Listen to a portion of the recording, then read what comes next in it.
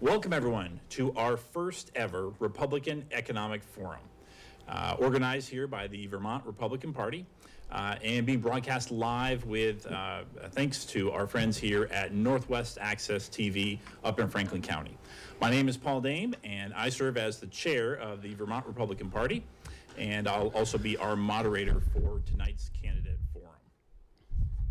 Many of you watched some of the other debates earlier in the season being sponsored by other outlets, and we heard a lot of feedback here at the state party that some of the questions that were being asked didn't really address the concerns of many Republican primary voters. In one debate in particular, there were exactly 0 questions related to the economy. And most national polls show that the economy is the #1 issue for a majority of voters. So here at the Vermont Republican Party, we decided to do something about that. If voters are concerned about the economy, we want to make sure that we're addressing their concerns. And if our candidates aren't able to get their ideas and out into other forums, we're going to create a forum for them. And that's what we're doing here tonight. So if you want to hear answers to many of the more divisive questions, you can sure check out some of those previous debates. But tonight, we're going to focus on policies that Republicans here in Vermont are advocating to help strengthen our economy here in the Green Mountains and across our great nation.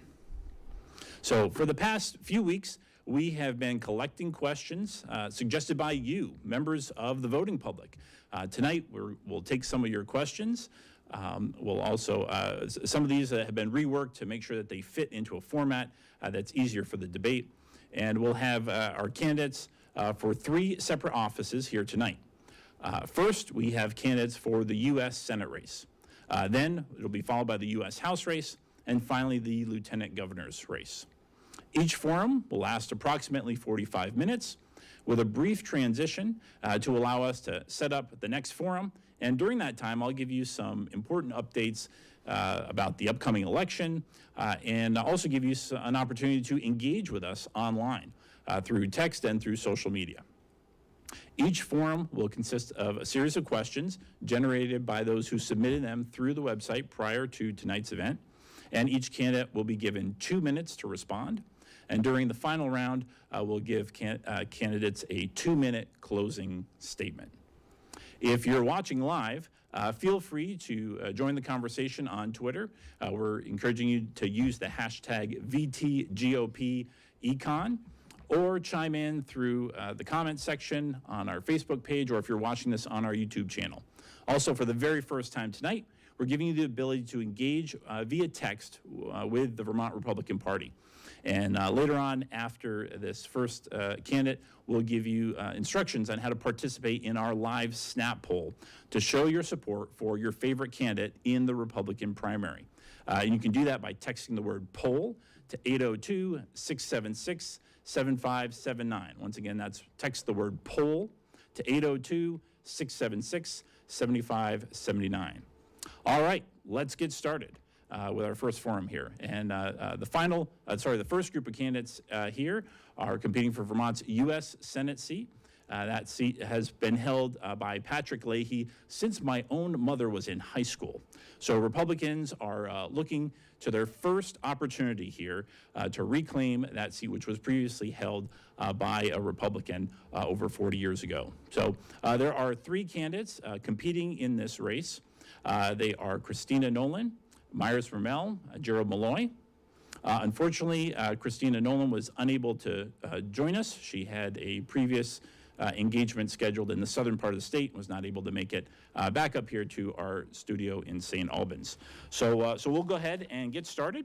And gentlemen, we'll start the debate. I'll just ask each of you to give a little bit of an introduction to yourself, but since this is an economic forum, why don't you talk a little bit about how you have participated in the economy, maybe some of the jobs you've had. I think it's one of the things that separates Republicans from Democrats, being contributors and having different jobs. So tell us a little bit about who you are and maybe how you've impacted and participated in the economy. Myers, we'll start with you.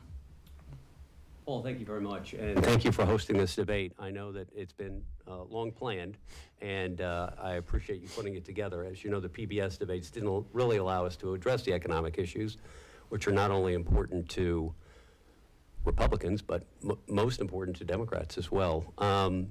I feel as if I've been preparing for this role to run for U.S. Senate for 35 years. When I left UVM, I took a job in banking and finance, and I've spent 35 years working in a variety of financial roles across stock and bond markets and the investment markets.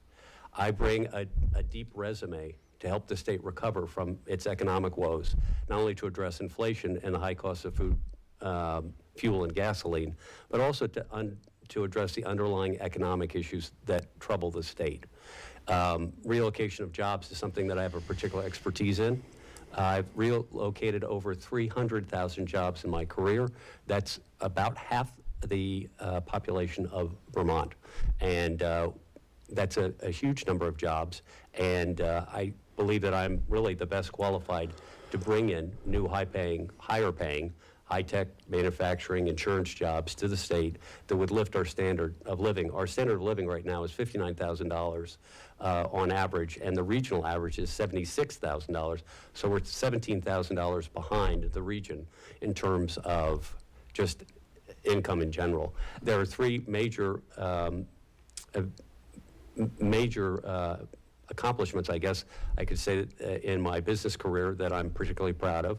The first is that I was the main driver of moving Morgan Stanley to the Times Square Business District and making it a business district instead of really a very dilapidated and dangerous neighborhood. The second... I think that's 2 minutes. Okay. I'll give you 10 seconds to wrap that up.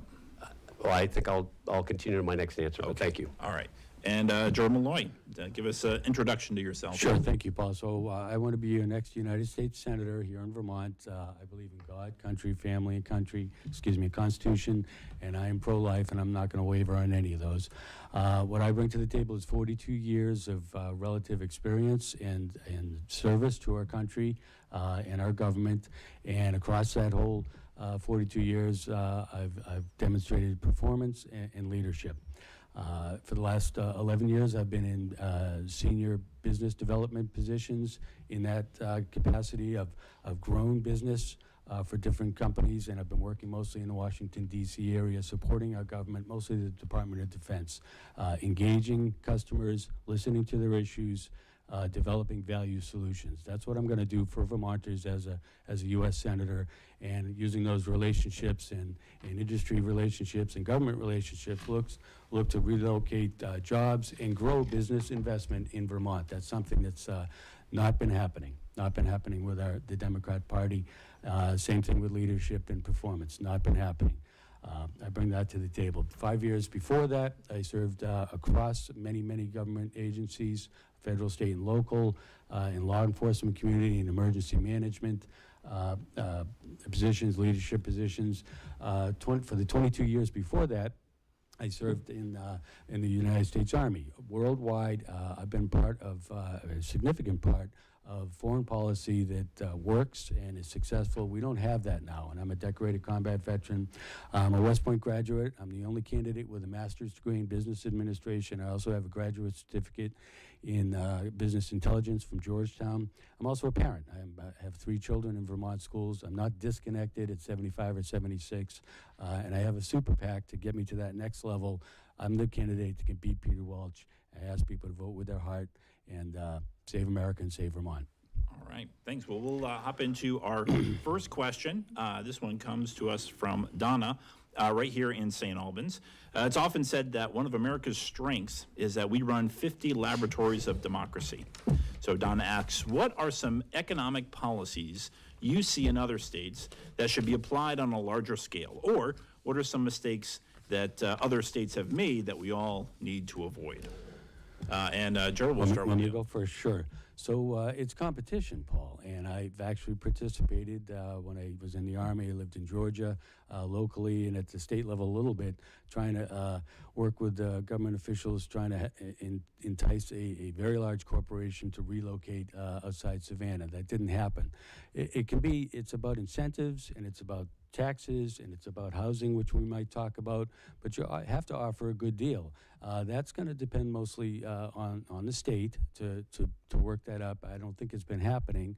I would say right now with our economy, the 9% inflation, and there's a lot of things. The economy's in bad shape because we're in a recession, but the state has to decide to be competitive, to offer incentives to companies to relocate to the state. I want to work with companies. I've worked with many household name companies for many years now, and that's one of the things I'm going to try to do is entice them and sell Vermont. If it's I work in an industry where there's a premium that people will pay for value, so maybe that's 10%. But if the tax structure and the incentives, if there's a difference, because the companies will do the analysis, if it's going to cost them 25% more to go to Vermont versus South Carolina, they're not coming to Vermont. So the state has to decide to be competitive. And Myers, same question to you. 50 laboratories of democracy. What are some policies you see in other states that could work either here in Vermont or on a larger scale nationally, or what are some mistakes we should avoid? Well, I think obviously business competitiveness is something that we need to pursue. I mean, we need to avoid higher taxes, more regulation. We need to avoid policies that are anti-growth, disguised as climate policies. And we also need to make sure that we don't restrict our liberty or restrict our constitutional rights. To get back to the issues that I was talking about before about assisting in the relocation of over 900 companies and working with all the companies that were dislocated by 9/11 and assisting the New York State government and the White House in doing that. That certainly was an eye-opener in a disaster situation where those companies needed to find immediate housing. I also have spent over a decade in working with churches and houses of worship over the past 10 years, as I said, across New England in helping these houses of worship monetize excess real estate and really producing about $200 million for affordable housing. The issue of higher paying jobs is a critical one in Vermont. As I've said, I have relocated over 300,000 jobs, so I understand the relocation process. Some of the larger transactions that took place that I worked on were the large retention deals that the states competed on for the financial services firms like Morgan Stanley and General Electric and NBC. So I understand the dynamics of those. It's economic at some level, but there are other additional items that need to be considered, and I think I would try to bring Vermont's strengths to the fore. There's only so much we can do in the state, right? But as a federal representative, I'd be willing to use the full authority of the office to bring jobs here. Good. All right, we'll move on to our next question is from Mike in Wethersfield, and he wants to know, what are both the challenges and the opportunities you see for America when it comes to international trade in a changing global economy? And so, Myers, we'll start with you on that one. You know, I think President Trump was very successful in breaking through a number of barriers to make sure that America was represented well. Oftentimes he would threaten tariffs, as he did, and enact tariffs with Mexico or China. One of the things that I think we need to work on is to make sure that America is represented first. I'm encouraged by the Semiconductor Act that just passed. As you know, I've been fighting to have a $2 to $8 billion microchip fabrication plant brought here to the state of Vermont. There's currently an $8 to $12 billion plant being built in Albany, which is just 40 miles from our border. And our federal representatives have not done anything to bring that investment here. And that's something that I've been pushing for, and I feel very strongly that we need to see that investment in both North and Southern Vermont, and that could produce literally thousands of jobs. And that would take a senator who is willing to fight for his or her state, and that hasn't happened yet, right? Unfortunately, our Democrat senators have not been pushing for these types of jobs. Senator Sanders, for instance, blames the companies and doesn't want any fabrication plants here. I would do the reverse to make sure that there was more investment here and that the United States was protected from the national security risk of not having the microchips when it needed it. I think we saw in the recent COVID crisis, we are too reliant on foreign partners who may not be there in times of crisis. Good. And Joe Malloy, I think challenges and opportunities for international trade and a changing global economy. Sure, thank you, Paul. So actually, I was going to answer part of this under another question, but one of the things that I want to do as a U.S. Senator is ensure that the United States, has independence, regains independence for oil and gas, gains independence for future energy, maintains and gains independence for critical technology, including microchips, and develops and maintains and gains independence for food. So those four things are tops on my list on my platform: abiding by the Constitution, promoting economic prosperity, and ensuring defense, security, and order. I've also spoken at length many times about I would want to take a step back and look at countries that we should not be trading with. And on that list, I include communist countries, countries that are pushing drugs into our country, terrorist harboring countries, countries that don't have fair trade, and countries that have human rights violations. I want to step back. And a couple of things there. One of them in particular, I think China is waging chemical warfare on the United States. They're producing synthetic opioid called fentanyl, and pushing it up through China. It's the major cause for 100,000 deaths. So that's one sanction I want to do. I'm actually also in favor of putting back up the wall. But with those sanctions, what I look for that to happen, it could be somewhat disruptive, but it also could create jobs here in Vermont. So if we stop importing a widget from China, some industrious Vermonter will fire up a factory down in the Precision Valley or Brattleboro or up in Burlington, and that would have made in Vermont, made in America. Good. All right. Our next question comes to us from Chase in St. Johnsbury. He asks, what action will you take regarding regulations on fuel and energy? And suggested, do we need to reconsider things like adjusting fuel standards? So, Gerald, we'll start with you.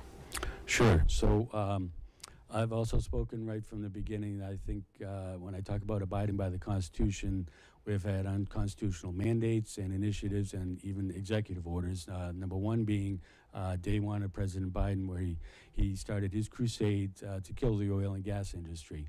That would be one of my top jobs, would be to somehow reverse that or take that to court or take some other action to reverse that. That's inflicting unnecessarily pain for all Americans, as we see the gas prices go to $4, $5, $6, $7 a gallon, and it spiked up to $6.89 for home heating oil.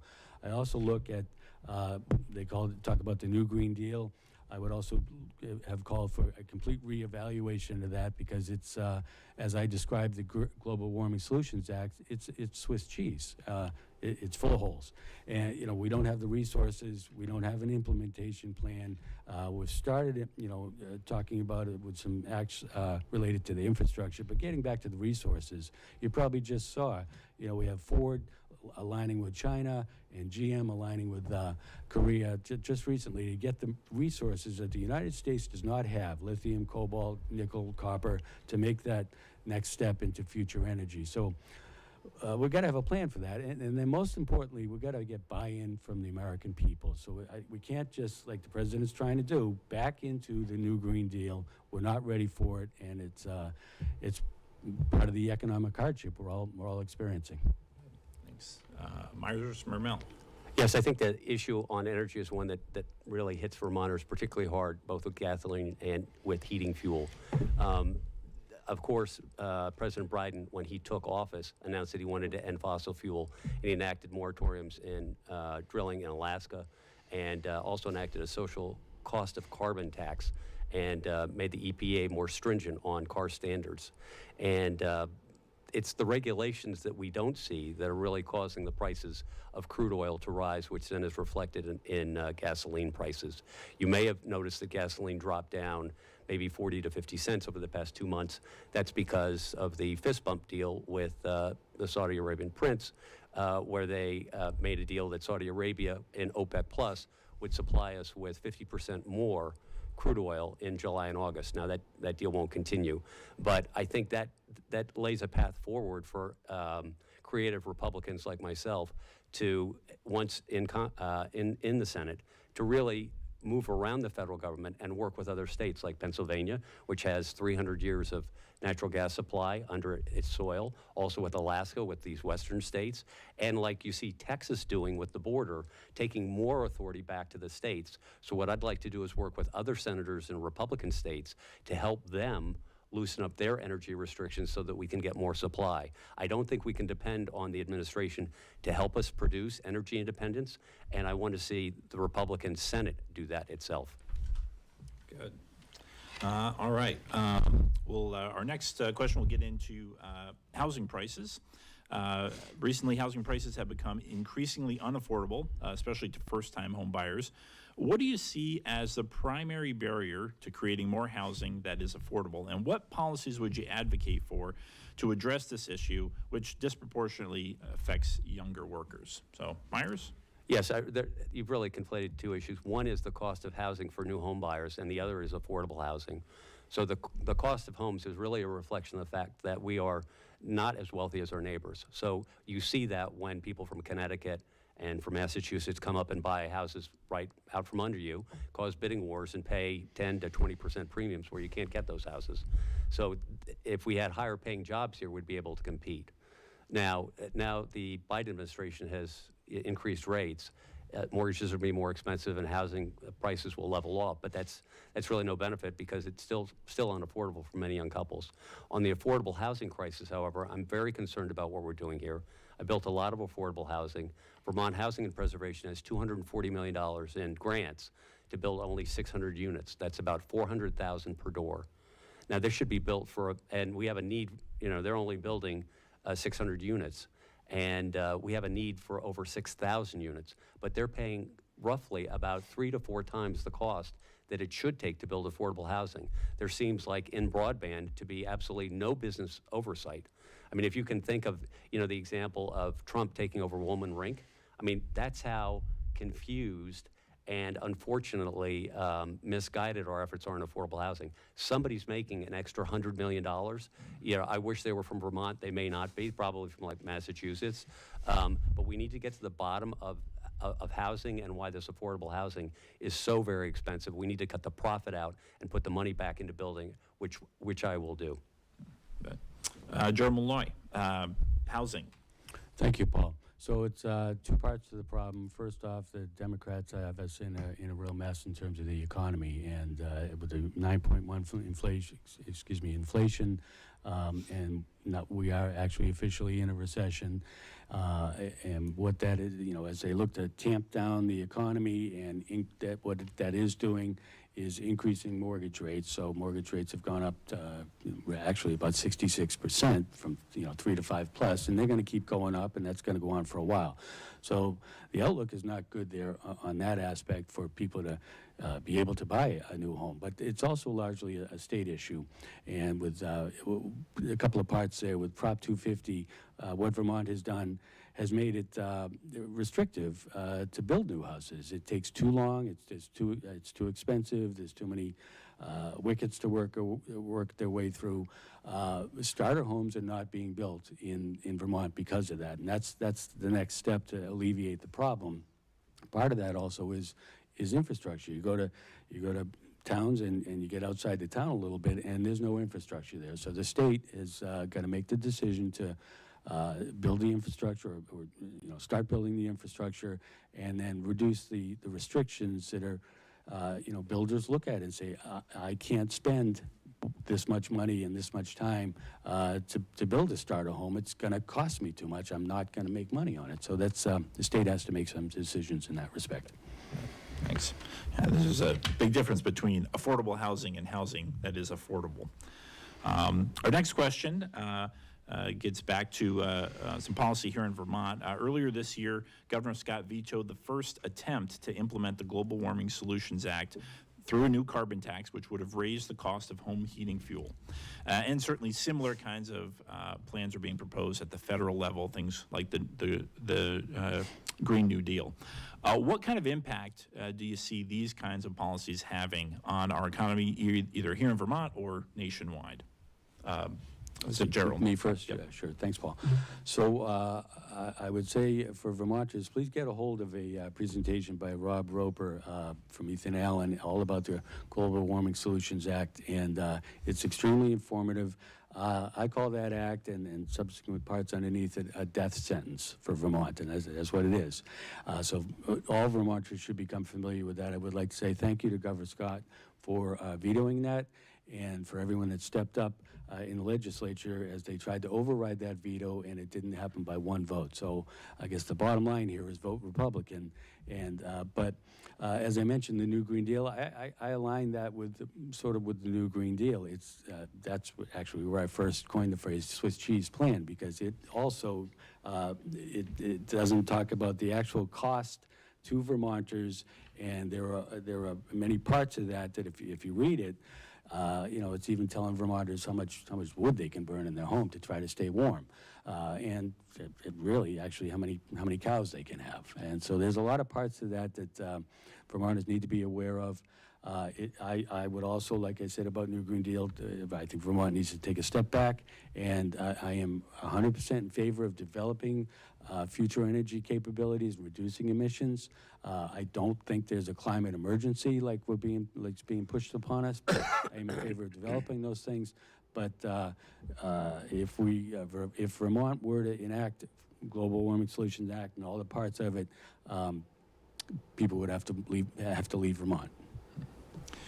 All right, thank you. And Myers Vermel, Global Warming Solutions Act, Green New Deal, carbon tax. What are your thoughts? Well, you know, he was looking for a scheme in which gasoline prices would be increased, heating fuel prices would be increased, over 90,000 homes would have to be weatherized. He wanted, the authors of this act wanted something like 42,000 new electric vehicles to be purchased in the next 3 years, when we only have 5,000 now. They would ban internal combustion engines. They would also seek a 50% reduction in cow emissions. What is most striking about all this is that none of this achieves any climate goals. I think we have to be sensitive as Republicans. We're 1/3 of the electorate. 2/3 are Democrat. And obviously the Democrats are very focused on green and climate initiatives, but a lot of the initiatives are anti-growth and have the result of making us poor. And we need to resist these urges to do this, but I think we need to work cooperatively with them to try to find solutions. One of the solutions that I'm pursuing is looking at China, which is the largest polluter in terms of greenhouse emissions of all nations, all developed nations combined.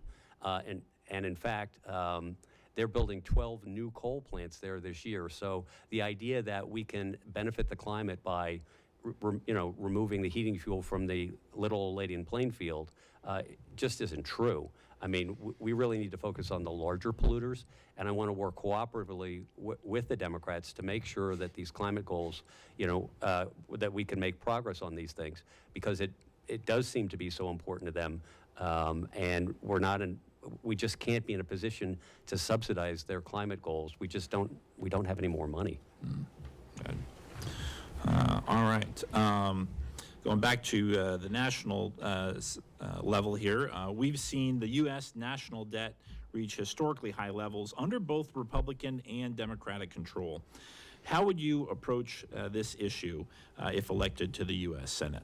Myers, we'll start with you. Well, yeah, I really want to talk about this because the debt's a huge issue, and Senator Leahy's legacy is that when he took office 48 years ago, debt was about $2,500 per person, and now it's over $95,000 per person. What I would do as a U.S. Senator is to make sure something like this Inflation Reduction Act that Senator Manchin and Schumer are proposing now is not passed. If you notice what's happening, it would be probably another $400 billion of excessive spending on climate initiatives, none of which may be fruitful, but all of which would have an inflationary effect. I'd sort of like to take my last minute to address the elephant in the room, or should I say the donkey in the room.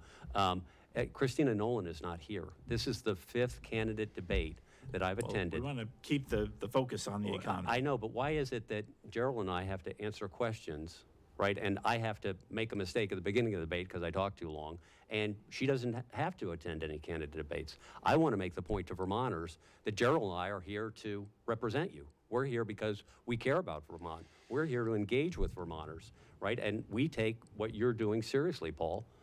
You're our chairman, and we appreciate what you've done for us, and this has been planned for a month. So I cleared everything to get here. So thank you very much for inviting us. Gerald, the question is the national debt.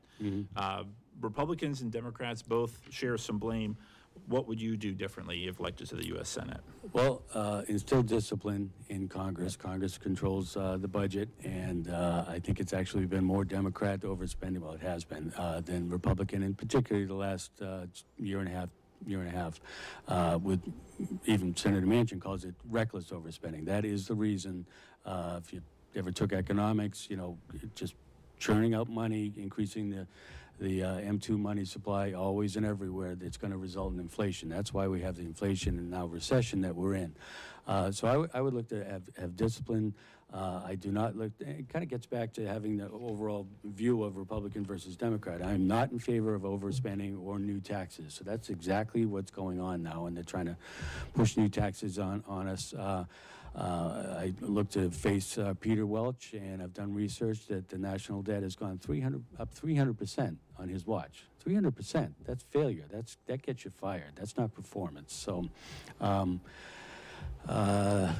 just discipline. Spend within a budget, like we all do. So, thank you. Yeah, thanks. All right. Often politicians talk about new programs that we need to help address economic problems. But Susan from Shelburne wants to know, are there any current laws or programs that you think need to be repealed or reformed that could have a positive effect on the economy? And Gerald, we'll start with you. Sure. I mentioned first President Biden, when he took over, day one, what I consider unconstitutional executive orders. And I say that because, you look at the Constitution, it talks about promoting the general welfare. Well, day one, he went on his crusade to kill the oil and gas industry. That's one. He also signed us back up to the Paris Climate Accord. That's two. And then three is he stopped building the wall. And so we, as I mentioned earlier, we have a fentanyl crisis. We have a porous border. We have immigration laws. I think it's time to put up the wall and start enforcing our immigration laws, and also ideally, and I think it would, reduce the free flow of fentanyl coming into the United States. 10,000 pounds seized that caused 100,000 deaths, overdose deaths, last year. With the oil and gas, as I mentioned earlier, that's causing economic hardship to every American, and the president did that. The last one I wanted to talk about, there've been several initiatives to defund the police. So maybe not answering your question exactly right, but I'm looking to fund the police, because what we have is looking to fund the police and actually hopefully get the leadership in our government to do away with the progressive prosecutor movement and start making the courts do their job and giving the police the resources to do their job. Because we're on a crash course between the drugs and the crime where we lose that order. And that's really, to me, what the Constitution's all about, having just enough order so we can all enjoy the liberty, freedom, and rights of the Constitution. And we're going in the wrong direction there. So I would look, instead of defunding the police, funding the police. All right, thanks. And Myers, any current laws or programs you think need to be repealed to have a positive effect on the economy? Well, obviously, first off would be the shackles that the Biden administration has placed on the economy. And I would start by making those responsible resign or be terminated. Janet Yellen said that she did not see the path inflation was taking. And because she bowed to political pressure, we're now suffering under inflation, which is projected by the administration to last anywhere from 2 to 3 years, which will be crushing. Whether we're in a recession or not, it doesn't matter. Food prices are up 30%, right? Gasoline prices are at all-time highs. The CPI is at 9%. As I go across Vermont, it's just very difficult to find people that can make ends meet, with prescription drug prices being what they are, with food prices what they are, and gasoline prices what they are. One of the things that I do want to see accomplished, which the Democrats have talked about for a long time, which has not been done, is to allow Medicare to negotiate for prescription drugs. That still has not been done. And we need cheaper prescription drug prices here for our seniors. Additionally, the border is a problem. Every state is a border state now. And it's causing problems for us not only in terms of drugs, but crime. If you look at what's happening in Burlington, their force is down at least 40 to 45%. And as I've written about in True North in my op-eds, I mean, the progressives want to enact the removal of qualified immunity, which could lead to a 50% defunding, catastrophic defunding of the police across the state, which we cannot allow to happen. And obviously, I'm very much in favor of the Second Amendment and have the NRA's highest rating in that regard. All right. Let's see. Next question, we'll go talking about workforce shortages. Many businesses have experienced workforce shortages even after the bonus unemployment benefits have dried up. What do you see as causing this shortage, and what are some things that we can do to address it? Myers? Well, in 2021, we had something called the Great Resignation. That was 47 million people leaving their jobs, mostly boomers, replaced with some Gen X. Now, across the nation, you see the reluctance of people to hire Gen X and millennials. They're saying they don't have the same work ethic. But I have faith that the next generation can take up the cause and continue to work. But unfortunately, as we've seen, the real shortages are in tourism, are in food, are in hospitality, and social assistance programs. And what we need to do is try to fund those programs as best as possible and let the market work. And when I say let the market work, the government has provided so many disincentives to work that it's frankly better for some people to stay at home. I was talking to my branch banker recently, and he had a teller who was making more money for her 2 children through food stamps and also through rent assistance than she could make as a teller. That's a disincentive to work, and it was more profitable for her to stay home. And when people have to make those decisions, it hurts their dignity, and it hurts all of us across Vermont. We need to allow Vermonters to have the independence and the dignity that comes with work, and we need to pull the government away from providing excessive benefits. Now, everybody, I'm a Christian, and of course I want to help people in need, but when you're disincentivizing people from work, it hurts us all across all industries, especially in tourism, which is one of our most important service businesses. Okay. Joe Malloy, workforce shortages. What do you think has caused them, and what can we do to address it? Well, I think the main cause, well, a couple of causes, actually, and I was going to answer this on another question, but it kind of fits here, too. I talked about trying to grow well-paying jobs in Vermont, and that is right at the top of my list in terms of promoting economic prosperity on my platform, which is in line with the Republican Party platform. I think I can do that through my relationships in business and in government. Kind of bigger picture, Paul, I look at it as a leadership failure from the Biden administration and the Democrat-controlled House and Senate, going all the way back. I know COVID was a difficult situation, but as a leader, you know, when I went to West Point, I've been in leadership positions of great responsibility. You got to make the tough decisions sometime. And our president, I think, a long time ago, maybe 18 months ago, should have decided to stop enabling and supporting all the what I consider unconstitutional mandates. So mask and vaccine and stay at home and where you travel and closing down schools and closing down businesses and closing down churches. That has ruined or crushed our economy. And so and in addition to that, you know, part 2 of that was the overspending. So you add those two together with now the inflation and recession, we're in a bad state. It's going to take a while for people to get back out there. I will say, you know, I think what's going to happen in the recession is people are going to start getting laid off. So, you know, maybe, you know, it's going to be harder to get a good job. It's not a good situation. The Democrat Party has put us here. I think the big lesson here is vote Republican. Good. All right. Well, we'll move on to closing statements. Again, we'll give our candidates each 2 minutes for closing statements. You know, we've talked about a lot of different things here related to the economy. Myers-Brumell, I'll let you go first. Closing statement. Thank you, Paul, and thank you for hosting this debate. I think it's critically important that we talk to Vermonters about the economy. As I said at the beginning, I'm Myers-Brumell, and I'm bringing 35 years of experience in business to the state of Vermont in order to produce higher paying jobs and also to lift the economy and take it away from failed liberal policies that have held us down. As I mentioned, we're $17,000 behind the regional average of income. It would be my goal as a senator, not only through building up the local economy, through recruiting jobs, of which I've recruited over 300,000, but also to make sure that the federal government did its role in providing money back to the state. As you know, Senator Leahy, I think, left over $488 million in federal appropriations that were unclaimed. That amount of money, that could be the Appropriations Committee calling right now. And I would take that phone call and I would make the $488 million deal, because that could have served social services, that could have served health, health services, could have served fire, could have served police. I mean, that $488 million could have gone a long way.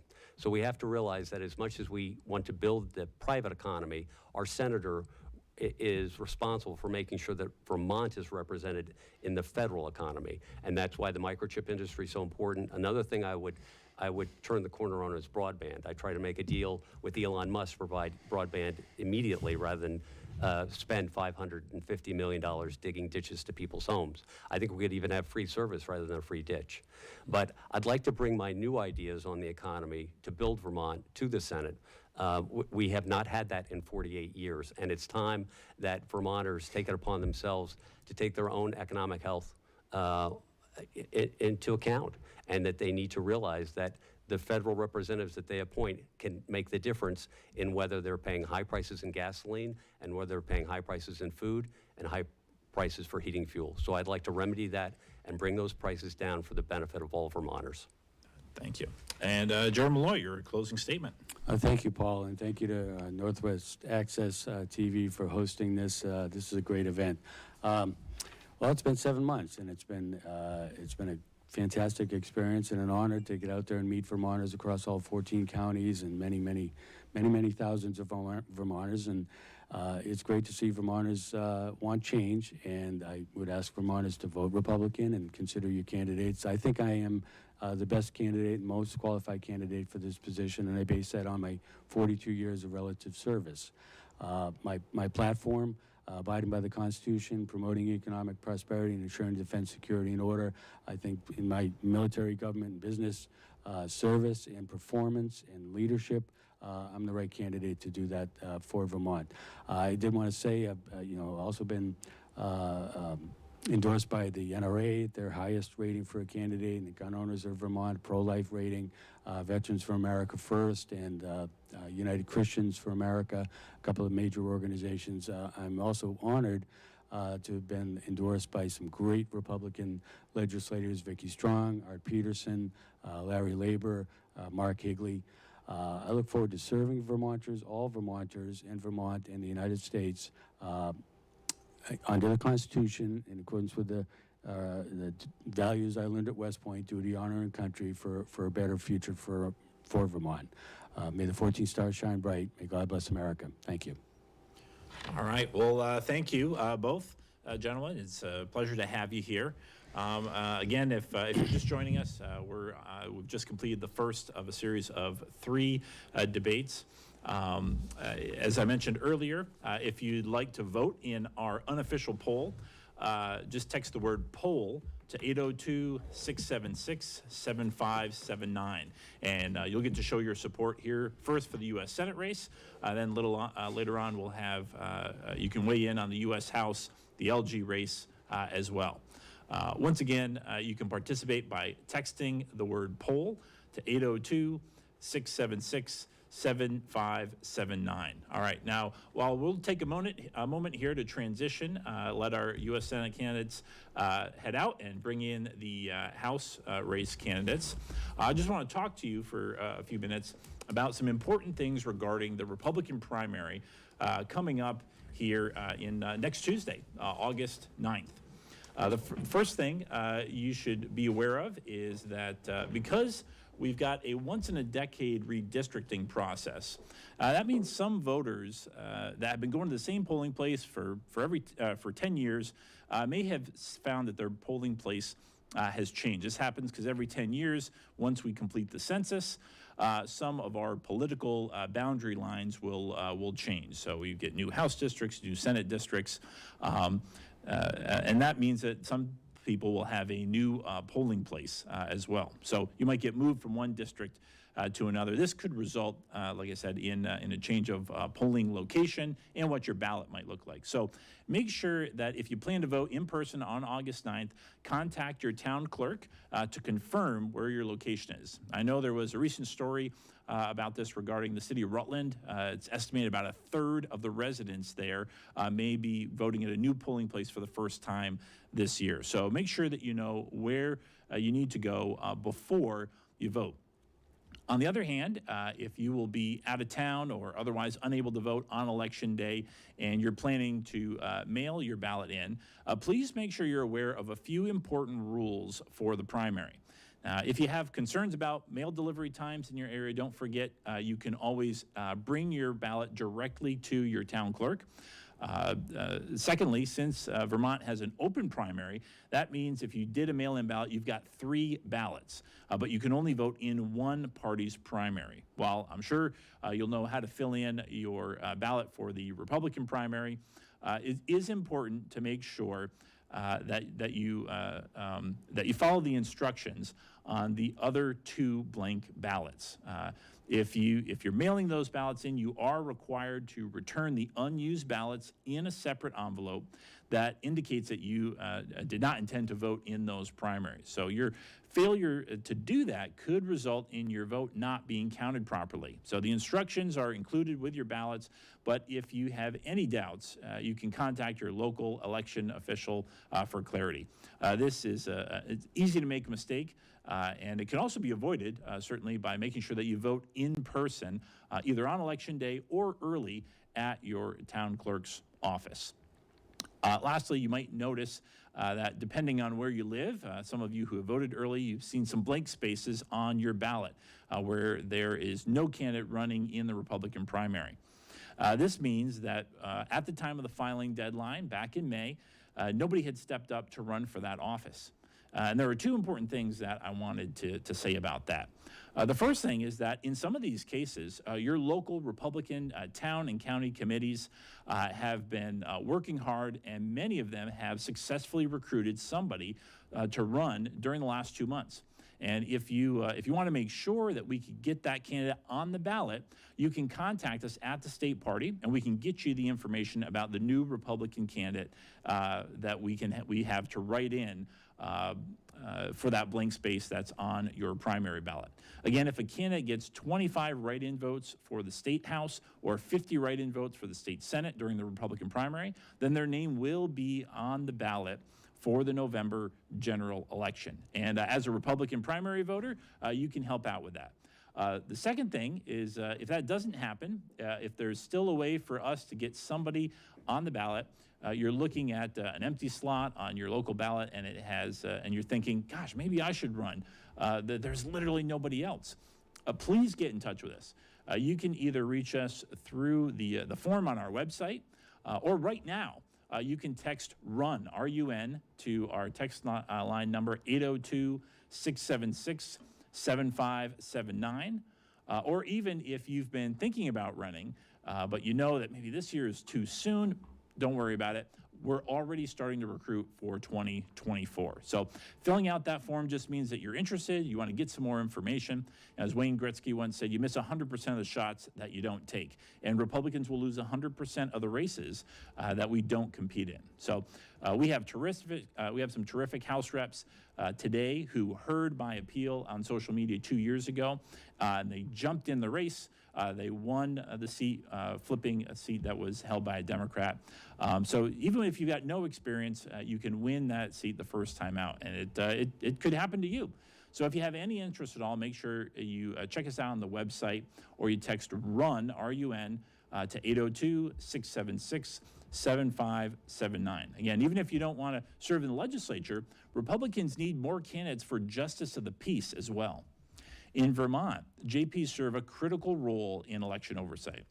If you'd like to be more involved and you want to get a better understanding of the process and what it's like to run and serve as a JP, the deadline is coming up soon, so make sure that you reach out to us.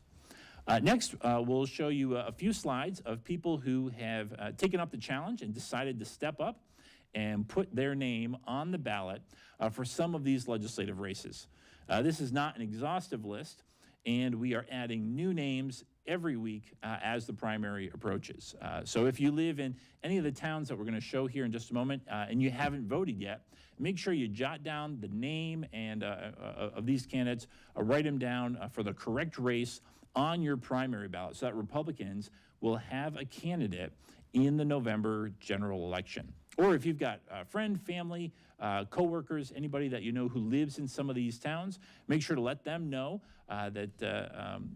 about these write-in candidates. You'll see on the bottom of the screen if you want a list of write-in candidates in your particular district.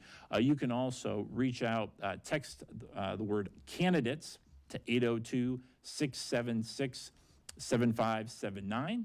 And we can send you an email update that will include not only the name of the write-in candidate, but also information on other Republicans that will be on your local ballot. So let's go ahead and take a look at some of the folks who are running as write-ins.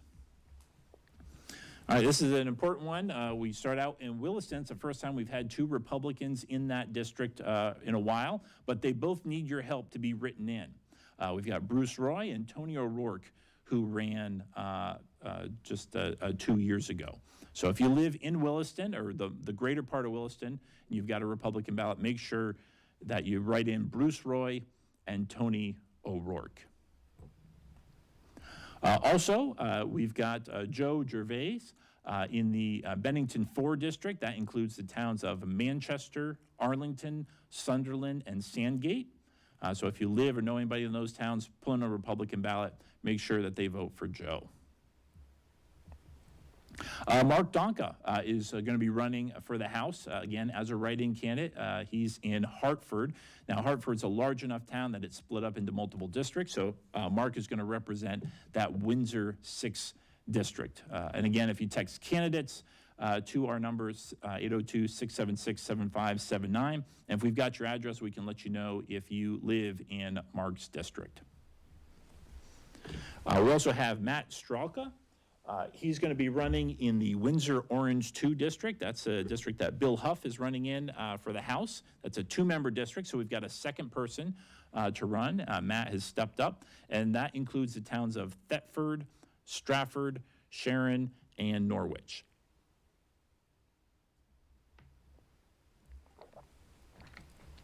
Next up, in my hometown of Essex, we have Maurice Dunbar, who is decided to answer the call, stepped up. She's going to be running as a write-in in the primary here in Chittenden 23. That's that part of Essex that's just outside of the new city of Essex Junction, but not the most northern part. So Maurice is running for that seat in Essex. I know we've got a few more late additions here. We started out the primary season with no candidates for Senate in Addison County, and now we've got 3 people who are interested. So we've got a competitive write-in primary. We've got Zach Kent, Lloyd Dyke, and Mellon Kennedy are all vying to be so in that race you get to pick 2 of those candidates to represent the Republicans in November. And then a few last other House candidates.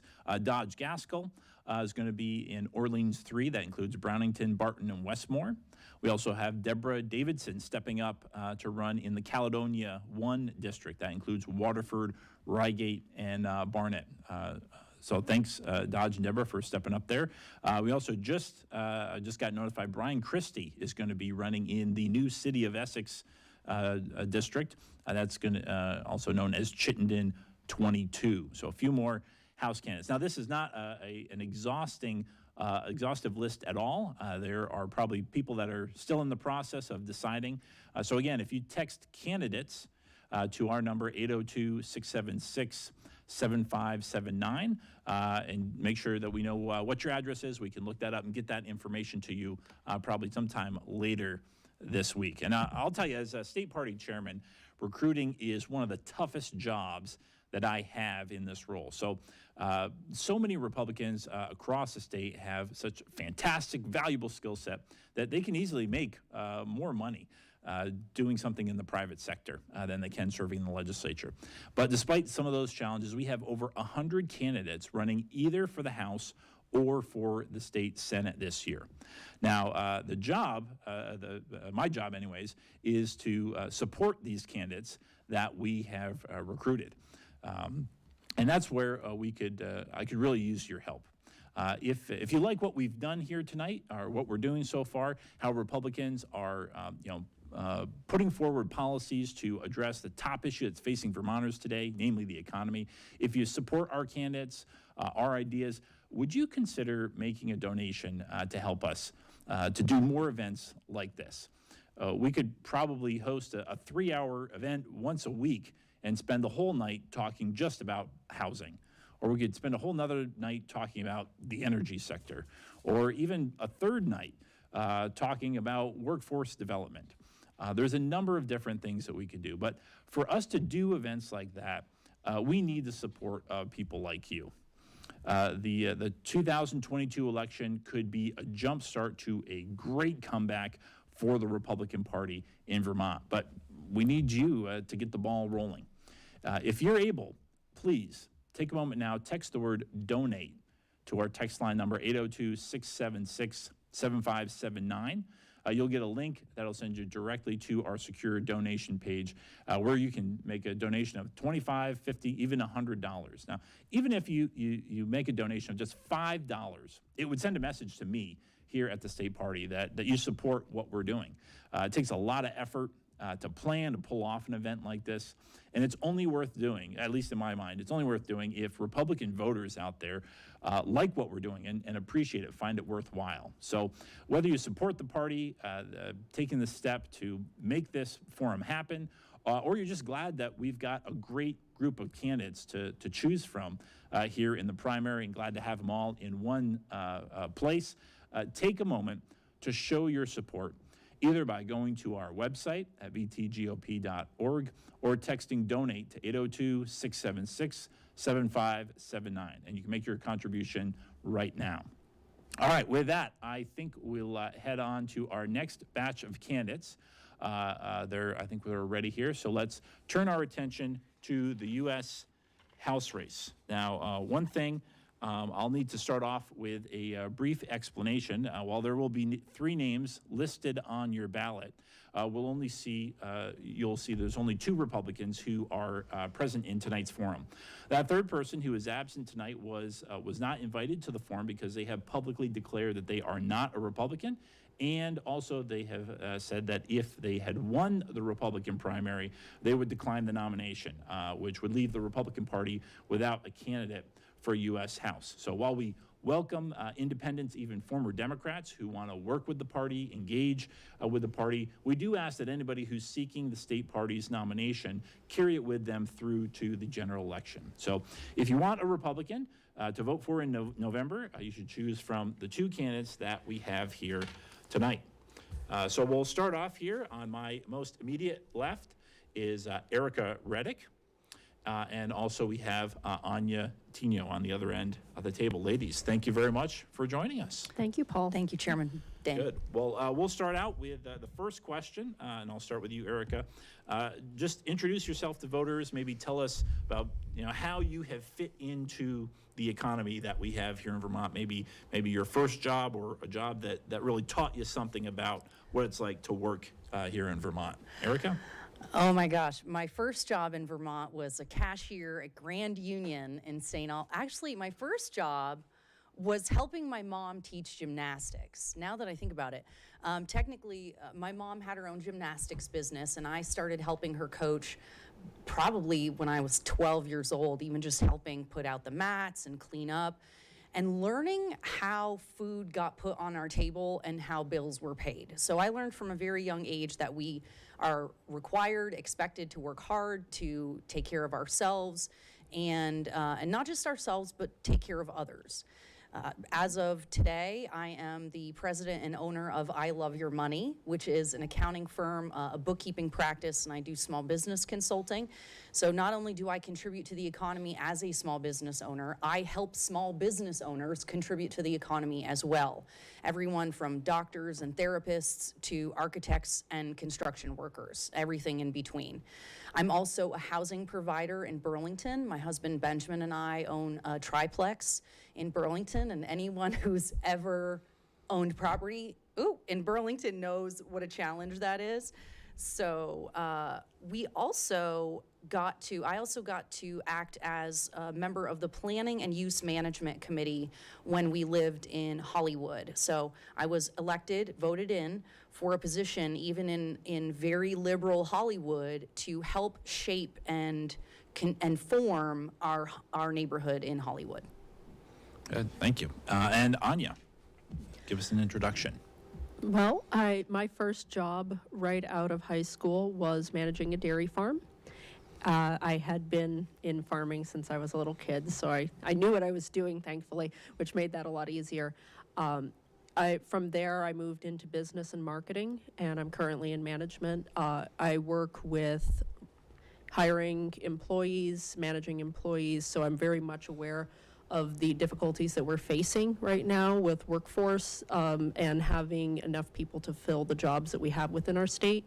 I've always been a contributing taxpayer since I started working. I think that's my greatest achievement in the economy, that I feel I pay a very high rate of tax that is supposed to be helping everyone else. I think that it's very important for people with working experience and the knowledge of business and agriculture to be in Washington, because those are some of the mainstays of our economy, and having that firsthand knowledge is invaluable. So I'm looking forward to being there and being able to serve the people of Vermont with the knowledge that I've gained over the past years. Great, thanks. All right, well, we'll jump right into our first question, Anya. We'll start with you. Housing prices have become increasingly unaffordable, especially for first-time home buyers. What do you see as the primary barrier to creating more housing that is affordable? And what policies would you advocate for to address this issue, which affects first-time home buyers especially? I think that this is a twofold issue. One is a federal, one is a state. I'm going to focus very much on Vermont right now. And that is that the cost of land in Vermont is higher than the national average. It's between $2,000 and $15,000 just to get started in the building process, and that doesn't even count what you're going to have to pay to Act 250. It's very much, it almost feels like the state of Vermont doesn't want new housing, that they make it as difficult as possible. And it's negatively affecting recruiting for workers. It's negatively affecting the amount of money that people are paying for housing, especially in the Chittenden County area and Brattleboro and some of those other places. But it also affects the rural communities. And I think that we need to focus on making the building of housing more affordable, also focusing on rehabilitating some of the older buildings and houses around the state that may not be in the shape to have people live in them now, but we could be working on rehabilitating them to create more affordable housing. I know personally I probably have 7 or 8 houses off the top of my head that could be rehabilitated. And I think that we need to get creative when we're looking at housing. I mean, rent prices are up, but for young people to be able to afford a house, there has to be good jobs, a willing bank, mortgaging company to help them, and they have to be able to afford that payment when they're done. So there's many steps that we can take in this process. I'm looking forward to working on it on a federal level. I think it's very important to work on inheritance tax for land, especially for agriculture, to make it more affordable for young people to be in agriculture, all of those things. So I think my time's up by the nodding you're doing here. We're getting close. All right, thank you. Erica, question is posed to you. Housing is becoming unaffordable. What do you think the problem has been, and what would be your solution on how to address it? This is a great question that I don't know I will have much effect on from the federal level.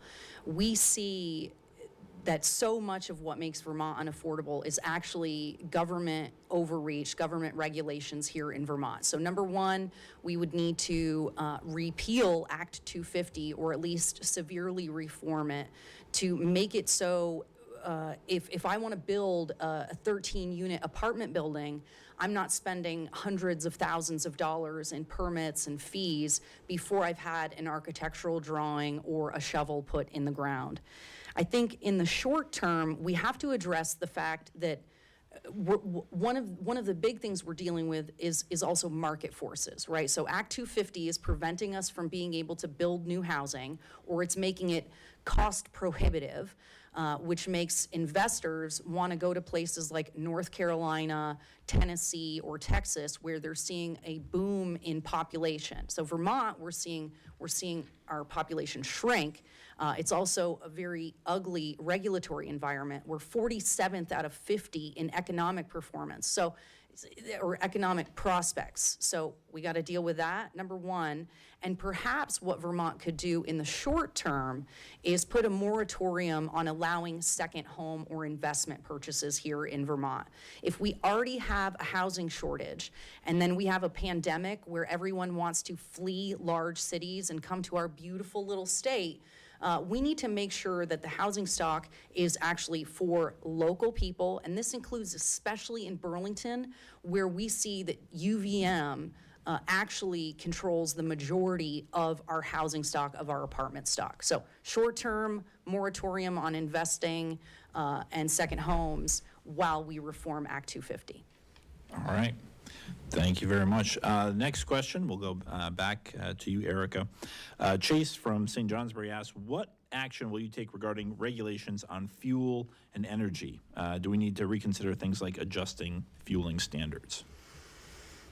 Oh, this is a great question. Before we even think about having our unelected bureaucracies make another decision about what fuel economy should be, we need to restore construction of the Keystone XL pipeline, and we need to repeal somehow, hopefully through the legislature, the Biden administration's moratorium on energy here in the United States, right? So they're trying to claim, oh, well, we're not blocking permits or anything, but what they are doing is blocking permits for the road construction to do the drilling, for wastewater construction to have these permits actually be able to drill and produce oil. So the number one problem that we have is the Biden administration. So I would love for us to actually, as a legislature, make it so that the president cannot legislate with a pen.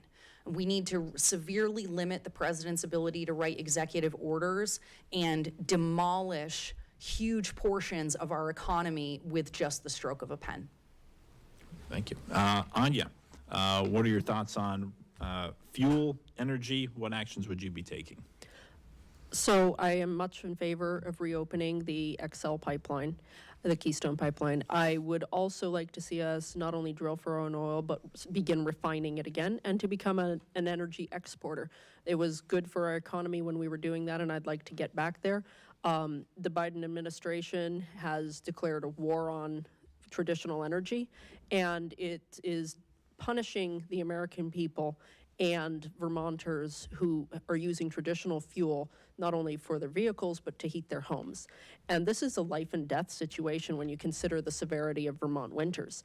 So we need to be very clear as Republicans where we stand on energy independence and the safety and security that that will bring for our country. As far as fueling standards goes, we all know things like ethanol and what have you have been a long conversation. And I don't have the time to get into that at the time being, but I do think that we could look at that to see what could be done to help make fuel more affordable in general and also better for the vehicles themselves. Okay, thanks. Our next question comes from Rose in Essex. And Rose asks, do you support U.S. money going to foreign countries in the form of economic aid? If so, under what circumstances? And if not, Why? Anya? I will begin this by stating that in the American Revolution, we received a great deal of economic and military help from France. And we were able to gain our independence, and we've always been grateful to France and been, an ally to them since. And I think that it's not unreasonable for us to pay that forward in the world. We need to be very careful about how we spend our money and where we spend our money and the results that we're getting for it. But I'm sure that, everybody's mind is immediately going to Ukraine. And I think that when freedom-loving people are willing to help check an enemy of freedom around the world, it is in the best interest of the United States to invest in that, especially when we're not putting forth our own military, risking our own military's lives. We're just assisting a freedom-loving people to do that. We spend a great deal of money in foreign aid, not just to Ukraine, around the world, and it helps us be a leader in the international community. That being said, we do need to take care of our citizens at home before we're spending money on foreign conflicts.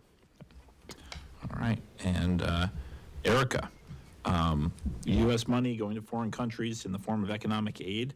What are your thoughts? I definitely see the value in helping other countries, particularly those who either want to preserve their democracy or have some kind of democratic rule in their country. I see the benefit of having strategic Air Force bases around the world so that we can react and respond to circumstances as they arise. As the leader in NATO, we take a huge role and a huge responsibility in helping keep the world safe. And I think that that's admirable. Many members of my family, both my uncles were in the Marines, my grandfather and father were both in the Air Force. So I come from a family of military service, and I value that. What concerns me is that we have a $30 trillion debt.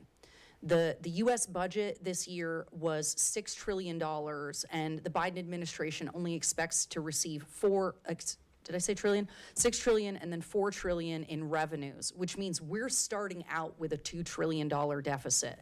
So where are we getting the money to send to these foreign countries? Where is it coming from? Is it being printed and contributing to the inflation crisis that we're seeing?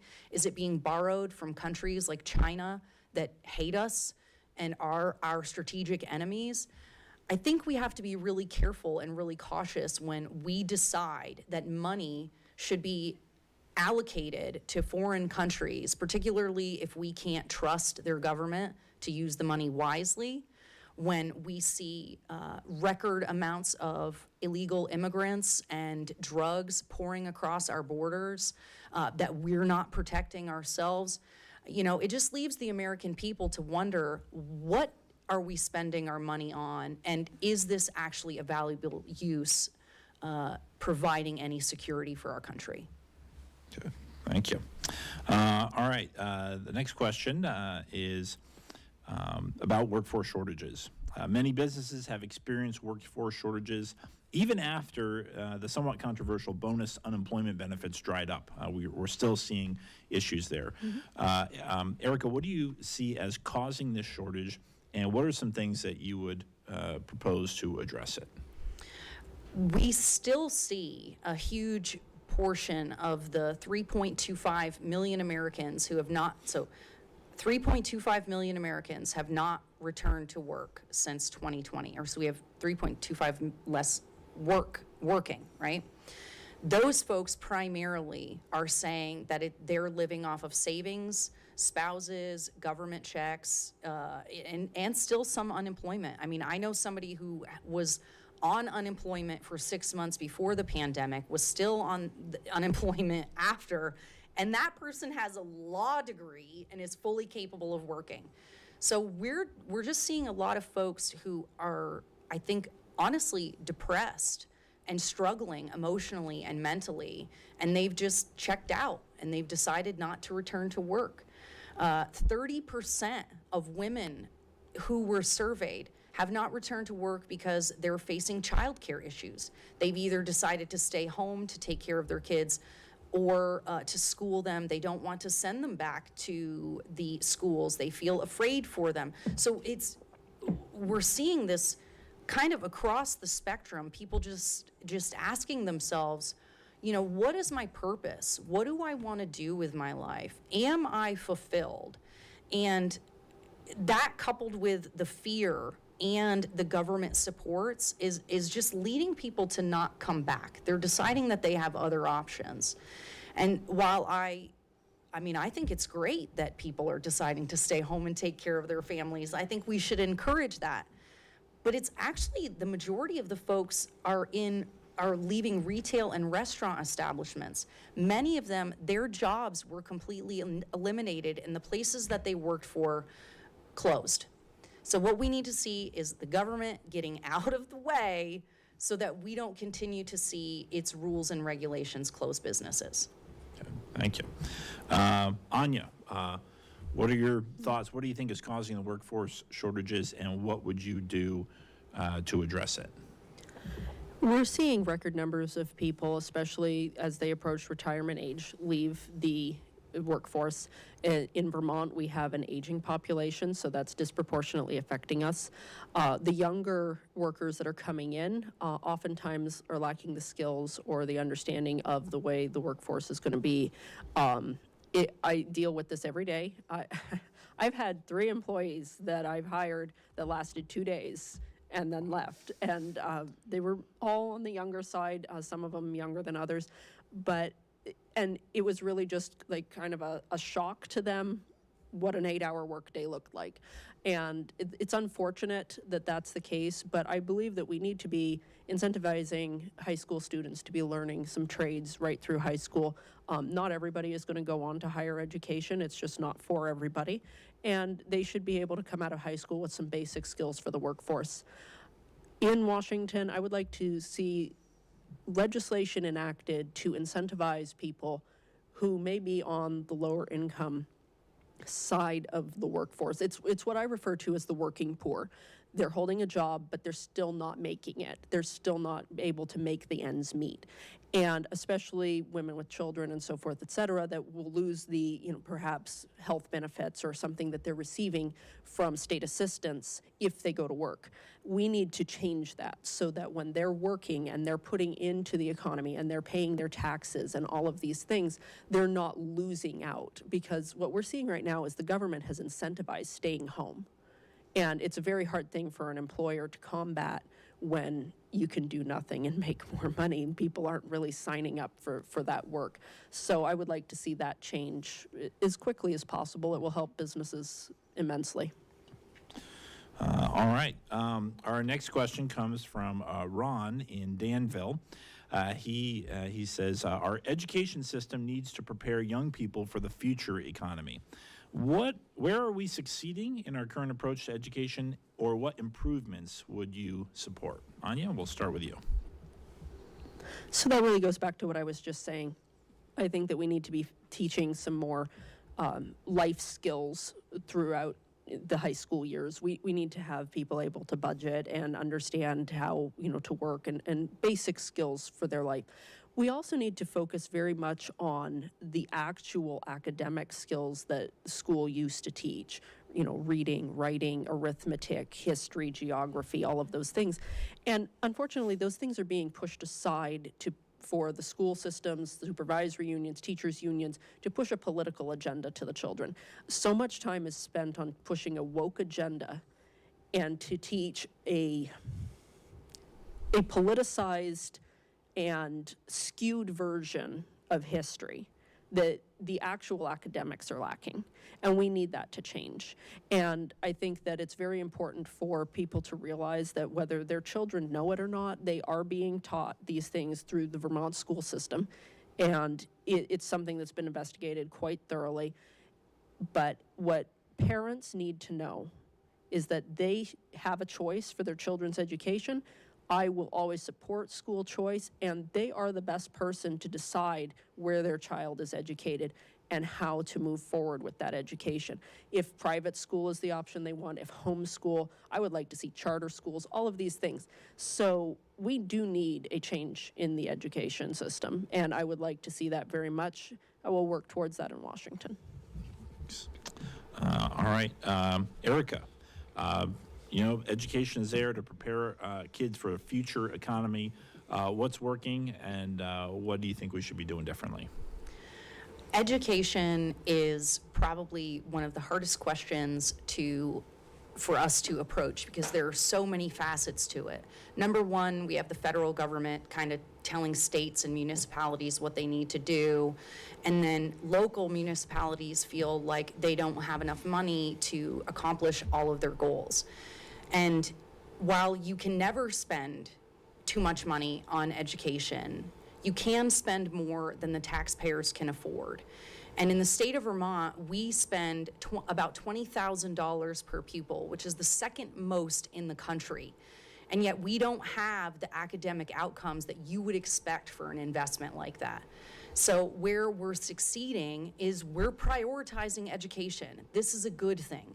We want an educated populace. We want to make sure that young people have the opportunity to learn the skills of the future. The young man who mows our lawn in Burlington is a part of the tech center in Burlington. He goes to BTC, he's in the automotive field, and so he's gonna leave high school already knowing how to fix cars, how to fix the vehicles of the future, and what a career in that realm looks like. He also has the benefit of having an amazing instructor who helps teach these kids about entrepreneurship as well. And so what I would like to see is more of that, less funneling of young people into college, which we've seen, in my opinion, the federal government is a predatory lender. It told generations of young people that if they just went to college and got a degree, they would be able to overcome income barriers and things like that. And it just has not proven to be true. You are much better off to learn a skill, learn a trade, and have someone help teach you how to run a business than to go to college. All right, thank you. Next question brings us back in time to COVID. What lessons can we learn from our response to COVID and the impact that it had on the economy? So, Erica, we'll start with you. The biggest lesson we learned from the economy is don't shut down, or from COVID is do not shut down the economy. This notion that was floated that you can just stop working and you can just shut down whole sectors of the economy and it won't have an effect, it was outlandish when it was proposed back then. And many folks like myself in the accounting, finance, and business realm said that this was going to be a huge problem. Not only have we seen workforce shortages for all of my clients, again, whether it's an architect, a therapist, or a manufacturing company, they're all having workforce shortages. They are all having supply chain shortages and inflation prices. So if we're trying to build a new building, it's costing 3 times as much because the materials aren't being made.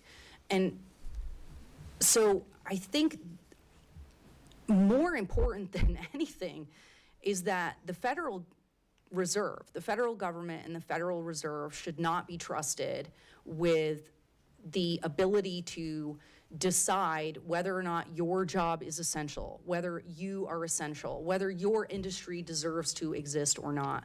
We really need to shrink the size of the federal government so that it does not have the ability to destroy the value of your savings, the value of your business. They should not have the ability to shut you down and shut other businesses down. That is invariably going to have a ripple effect. And I believe the last time I looked, and this was last year, I think it was something like 25% of Vermont small businesses closed during the pandemic. And that is a shocking number when the majority of our businesses and the majority of our employees work for small businesses. All right, same question to you, Anya. What lessons can we learn from our response to COVID and the impact that it had on the economy? I think first and foremost, we learned that when we trust government to control our lives, they love to control us more than we ever dreamed possible. And that's very important to remember. We need to always maintain our independence, and we always need to have the people's voice be heard and respected in our country. I think one of the biggest things that we realized was that we were not independent enough in our supply chain. We are struggling very hard to recover from that. And by that I mean through agriculture, having our own food sources, and not just centralized food sources. We need to have them dispersed evenly around the country. Energy independence, and we also need to realize that those supply chain issues are continuing today, but they drove a lot of the inflation problems that we have today. Lumber was up 40%, almost 40%. All of these things happened, which contributed to the increase in cost of housing, having to truck food from further and further away, increase the cost of food, gasoline prices going up, all of these things. It's something that I was very passionate about in 2018 when I ran.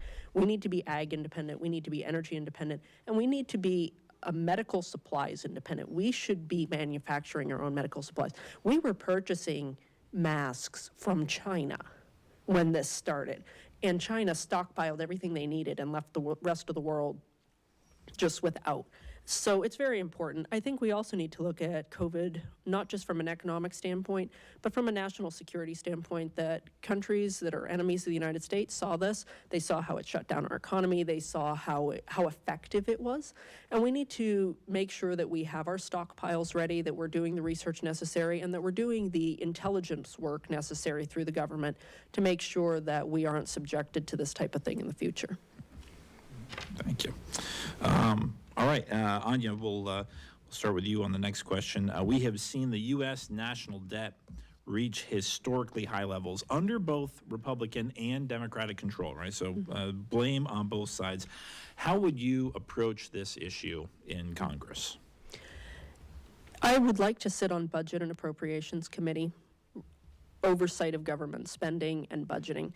Like I said in a forum not long ago, I've been budgeting since I was 12 years old. I understand how this works. You cannot take in less money than you're spending and not expect to have a problem. It's going to take cutting a great deal of the excess and wasteful spending that the government is doing. And it's also going to take encouraging businesses to thrive so that we have a better tax base that's paying into our economy. When we're importing goods from foreign countries, we're not helping our own economy at all. And we need to focus on these things. We need to understand that the amount of money that we're pouring out on our southern border, trying to control this, we need to build the wall. We need to stop that bleeding. It's not just resources, it's human life, it's humanitarian. We have lots of places that we are losing money that we don't need to be. And we need to focus on that. And that would be a focus of mine. I'd like to see the wall built. I would like to encourage businesses, grow that tax base, American-made products, export energy, export agricultural products. We need to be focusing on this. And unfortunately, we've had 2 months of negative GDP growth. We have the Biden administration just in a fantasy land saying we are not in a recession. I think that anybody knows that we actually are in a recession. And socialism is a failed economic policy. And it has never led to economic prosperity for anyone but the very elite. That is the fact of the matter. And to summarize all of this, we need Republican policies. States that with Republican policies are doing much better than the state of Vermont, and I would like to see Vermont be at the forefront of that prosperity. Thank you. Erica, same question to you. National debt, which I think you had mentioned earlier, historically high. Republicans get some blame, Democrats get some blame. What would you do different in Congress? I would, as Vermont's next Congresswoman, use my skills in auditing to audit the books. As I mentioned it, right, $6 trillion budget, $4 trillion revenue, starting with $2 trillion in debt. And so and that doesn't even include entitlements, Social Security, Medicare, all of the things that we need to pay for as well. So what I would do is audit the books. Let's cut all of the excess spending. Your elected officials decided last year that they deserved $14 trillion worth of parties at the Wilson Center. And I personally think that is unconscionable. At a time with record inflation and record gas prices, that they would throw themselves parties is pretty gross. And I think that Americans deserve better. So I'm going to audit the books. We're going to cut spending where we can. It's literally what I've done for the last 20 years for small businesses and individuals. How much money do you take in? What do you actually need? And then let's make some decisions from there. And so I have 3 bills that I will propose my first year to help us get there. One is a balanced budget initiative. The other is term limits, and then single issue bills, which will eliminate 10,000-page omnibus spending packages and instead have only one bill and one appropriation, one topic per bill, so that every single legislator is accountable for their votes. All right. Next question relates to stuff happening here in Vermont. Again, earlier this year, Governor Phil Scott vetoed the first attempt to implement the Global Warming Solutions Act through a new carbon tax, which would have raised the cost of home heating fuel. What kind of impact do you see these kinds of policies having? Obviously, similar things are being proposed at the federal level with things like the Green New Deal. So, Eric, I'll have you start. Well, let me just first start by saying that my likely Democrat opponent has literally come out and said we should tax the hell out of fossil fuels. So when you're going to purchase your home heating oil for the year, and when you get your gas bill the first month of winter, you can thank Miss Becca Ballant for contributing to the outrageous prices that we're seeing. And she wants to continue that same kind of policy when she gets to Washington. In fact, she's promised it. And so we need to, number one, let's make sure we get a bunch of Republicans, libertarians, folks who are right of center elected to the Vermont House and Senate this year, so that Governor Scott is not there by himself, just with his finger in the dam trying to stop the flooding. So that's my pitch. Run for office. Do it. Help a campaign. And I mean, the negative impact is just, it goes on and on and on. We spoke with farmers this weekend who talked about even the twine that they use for their hay bales tripled in price. Transit fees have doubled. They weren't able to fertilize their crops this year because they could not afford the fertilizer. That means they're not going to grow as much hay and may not have enough food for their livestock this winter. So we absolutely cannot let this kind of rhetoric and this kind of policy continue in our state house or in Washington. All right. Anya, same question to you. Governor Scott vetoed Global Warming Solutions Act that came with a carbon tax on home heating fuel. What kind of impact do these sort of policies have in Vermont, and how would you approach similar kinds of policies in Congress? These policies have disastrous impacts in Vermont. They negatively affect every aspect of our life: agriculture, the cost of food, heating your home. People just want to, stay alive in the winter and not be freezing. These are disastrous policies, and because I'm running for a federal office, I will focus on the federal level version of this, and that is the Green New Deal. And with a between $7 and $94 trillion price tag that comes with the Green New Deal, no one can tell me between those two numbers what it's going to cost the American taxpayers over the next 30 years. We must vote no. And to do that, we have to have a Republican majority in the U.S. House. I am very willing to go to the U.S. House and vote no on the Green New Deal. I'm willing to go head-to-head with Ocasio-Cortez over this if need be, because I know that my ideas beat her ideas on global warming. We need more research on climate change. That's a fact. But when you have these bills that cost this amount of money, it tells me that they have not done the research, that they don't actually know what will bring about any type of climate initiative to be helpful or successful, and they're just doing a money grab for their own pet projects. It comes down to economics. The Democrats spend money like water. They spend money that isn't theirs. The taxpayers' money is not theirs. It is to benefit Americans, and they spend it with no regard for how it affects us, and that needs to stop. And it's not just elected officials. We have multiple unelected officials making these decisions that we have no say over, and the only way to correct this is from the top down. We need to take the House, we need to take the Senate, and we need to make sure that we are implementing responsible financial decisions across the board for Green New Deal, against Global Warming Solutions Act. The Democrats put in a gas tax, Becca Balint, Molly Gray, all of them were in favor of this. They put in a gas tax that went into effect on July 1st when we are facing astronomically high gas prices. That shows you how little they are connected to the needs of the citizens that they are supposed to be representing. And I would encourage everyone listening to me, whether you're a Republican or you're a Democrat, it does not matter when it comes to your pocketbook. You need to vote for the smart financial decisions. All right.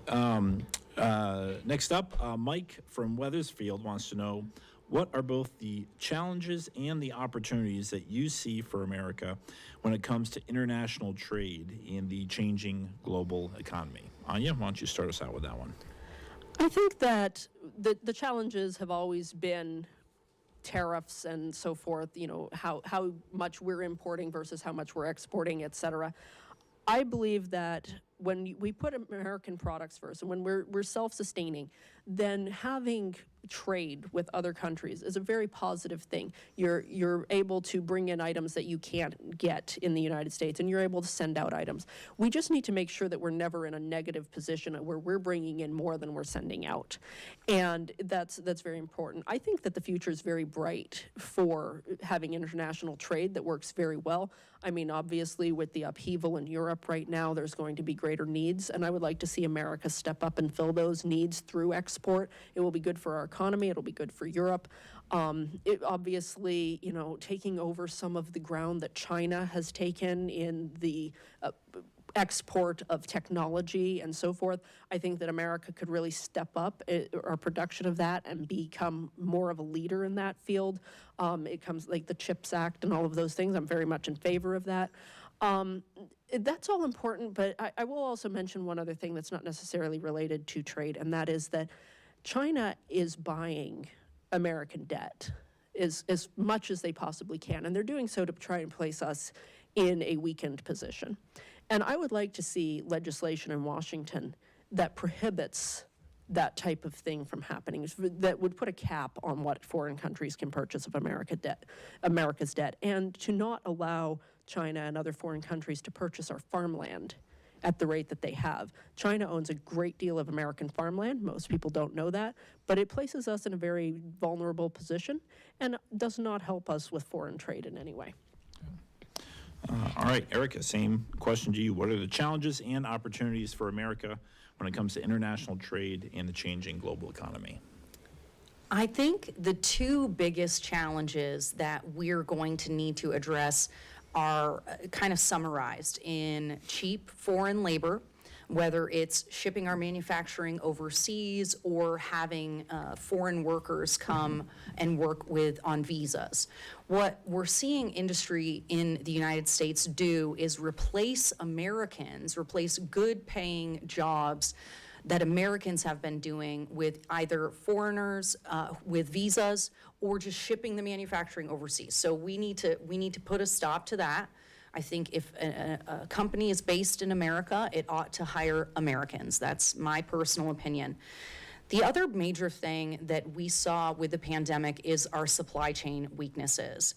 When we don't make our own aspirin, when we don't make our own medicines, when we can't produce our own steel or whatever it is in the amount that we need, we're dependent on foreign countries. And so we really need to make sure that we're bringing some of those strategic industries back to the United States or encouraging them through tax incentives and other opportunities to have a bigger say, perhaps, in how, basically just making sure that they have a seat at the table so that we can understand why they've shipped overseas. What can we do to make it more lucrative and more attractive to be based here in the United States? And with those things, we really can highlight American excellence and American exceptionalism. There used to be a time that we manufactured appliances here and furniture and all of these things, and that Made in America tag meant something.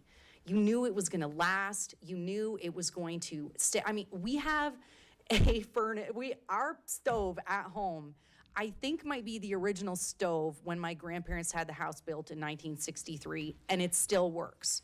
So we need to, that is the opportunity that we have. We have excellent, educated populace. Let's put them to work making America excellent. All right. Okay, we'll move on to closing statements now. We'll give each candidate 2 minutes to close. And Erica, we'll start with you and then go to Anya. So closing statements. I want to first start by asking for your vote this next Tuesday, August 9th. And then make sure you bring your friends to the polls with you, and then bring them in November as well. We need everyone in Vermont on the field this year. Politics is not a spectator sport. And if you stay home, we don't have a chance. We need you. We need you to get involved. We need you to volunteer, donate, and participate. You can go to my website, redicforcongress.com, REDIC for Congress.com. Everyone spells it wrong. Find out how you can get involved. See what our campaign is about. Look for ways that we have shared values, and ask a question. Throw me something. Ask me anything you want to know, and I will happily give you a direct answer, because my campaign slogan is rigorous honesty. I believe that the American people and Vermonters deserve more than anything a politician who will tell them the truth, even when it's uncomfortable. So go check out my podcast. It's called Generally Irritable. We have folks on every week talking about issues that matter to you and matter to America. I did a series on energy. We talked to Robert Hargraves about nuclear. We talked to Al Davis about natural gas, Tucker Perkins about propane. I want to make sure that you have the information that you need to be successful. And that's what I'll do when I go to Washington as Vermont's next Congresswoman. I'm going to restore integrity, accountability, and transparency to the federal government. Thank you. All right. And Anya, let's hear your closing statement. Thank you very much, first of all, to you for hosting this event. It's very important for voters to hear about the economic policies that really haven't been discussed anywhere else, so I appreciate that. And to all of the people here at Northwest Access TV who have done a wonderful job of recording this event and putting it out to the public. I will go to Washington and work for the people.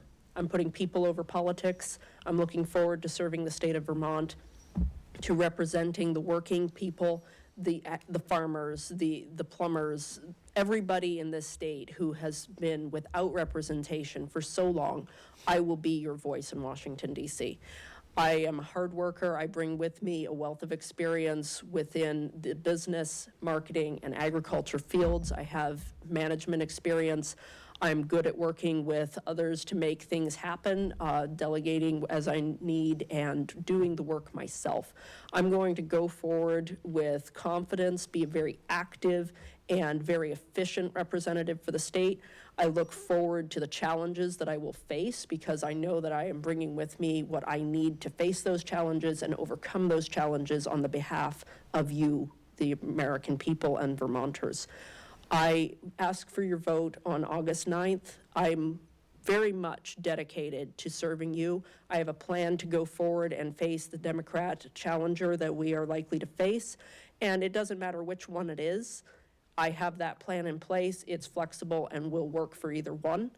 I know what I'm doing. I come from a very strong work ethic, and I will work harder than anyone else in this campaign to bring about the results that you need. affordability, lower inflation, more jobs, protecting your Second Amendment rights, protecting your First Amendment rights. I'm a constitutional conservative. I will always defend the Constitution and use it as my guide in Washington, D.C. And you can go to my website, AnyaTinoForCongress.com, to learn more about the positions that I have. Feel free to message me. I will answer your questions as soon as I possibly can. And I look forward to seeing you out on the campaign trail. I will be very busy this upcoming week up to the August 9th primary. And I will be very busy after August 9th working for the state and to win the election. Thank you very much, and I ask for your vote. My name is Anya Tino. Great. Well, thank you very much, Erica and Anya. It's exciting, as I was thinking, as Erica, as you closed, you said, being Vermont's next Congresswoman, and either one of you, if elected, would be Vermont's first Congresswoman. So it's exciting to have the Republican Party having two great candidates to put up. So We thank need you. to send a Republican woman to Congress. We don't need a Democrat woman to be the first Congresswoman. We need a Republican woman in Congress because we have the good ideas. You will get no argument from me on that. Well, thank you both. Again, you've got an opportunity now. You've heard from our first two debate candidates. If you'd like to participate in our poll, just get out your cell phone and you can text the word poll to our new text number, 802-676-7579. And you'll get a chance to show your support for all three of our statewide primary races. Once again, you can participate by texting the word poll to 802-676-7579. All right, well, while we take a moment here to transition to get our third and final forum ready, let me take a moment to talk to you about a few important updates that we have going on here at the Vermont Republican Party. First, I wanted to take a look back here. Just a few weeks ago, or maybe it was only a week or two, we had a great turnout for our Douglas Doobie Summer Barbecue. Thankfully, the weather held out for us. We had a great turnout from candidates, from donors, a lot of great people there helping us out. And just a couple days after the Republican Economic Forum, we also saw the Vermont Young Republicans had their gala, the Red Wave Gala. And man, they were really good cooks. I was surprised, and the Young Republicans themselves actually catered that entire meal. We had a great turnout there, and it was a great time. I had mentioned to the Young Republicans I had tried to start a YR group about 10 years ago, and was less successful than they've been. We've got some great leadership in that new organization. The chair, vice chair running, they're serving at the county level. So again, if you're a young Republican, make sure to check out the YRs here. Now, a couple of you may have seen those pictures of a lot of Republicans getting together, having a good time, and you're wondering, hey, I didn't even know that those events were happening. Sometimes I get a lot of folks saying, hey, Paul, why is it the Republicans never do anything? Well, we're doing a lot. You just may not know about it. So if you're just tuning in for the first time, you didn't know those things had happened, and you want to get more information, make sure right now you can text the word news to our text line 802-676-7579. That's a way to get you connected with our Monday message. It's a weekly newsletter I put out just about every Monday. We try to put this message out, and I talk about what's happening in the world of politics with a special focus on Vermont, or things I think that everybody in those weekly letters are looking at, making sure folks know about events that are going on, being organized by Republicans around the state. So again, text news to 802-676-7579. That'll get you signed up for our Monday message. Just make sure we get the email that you want that newsletter sent to. Once again, that's news with an S, N-E-W-S, to 802-676-7579. 75 79. We can get you subscribed for next week's Monday message, and you can get all the other event information, updates that come with that newsletter. Okay, before we head into our third and final candidate forum, I want to put in one last plug for something that I think is pretty cool. First, for those of you who took a moment to donate using that text stream, I want to say thank you.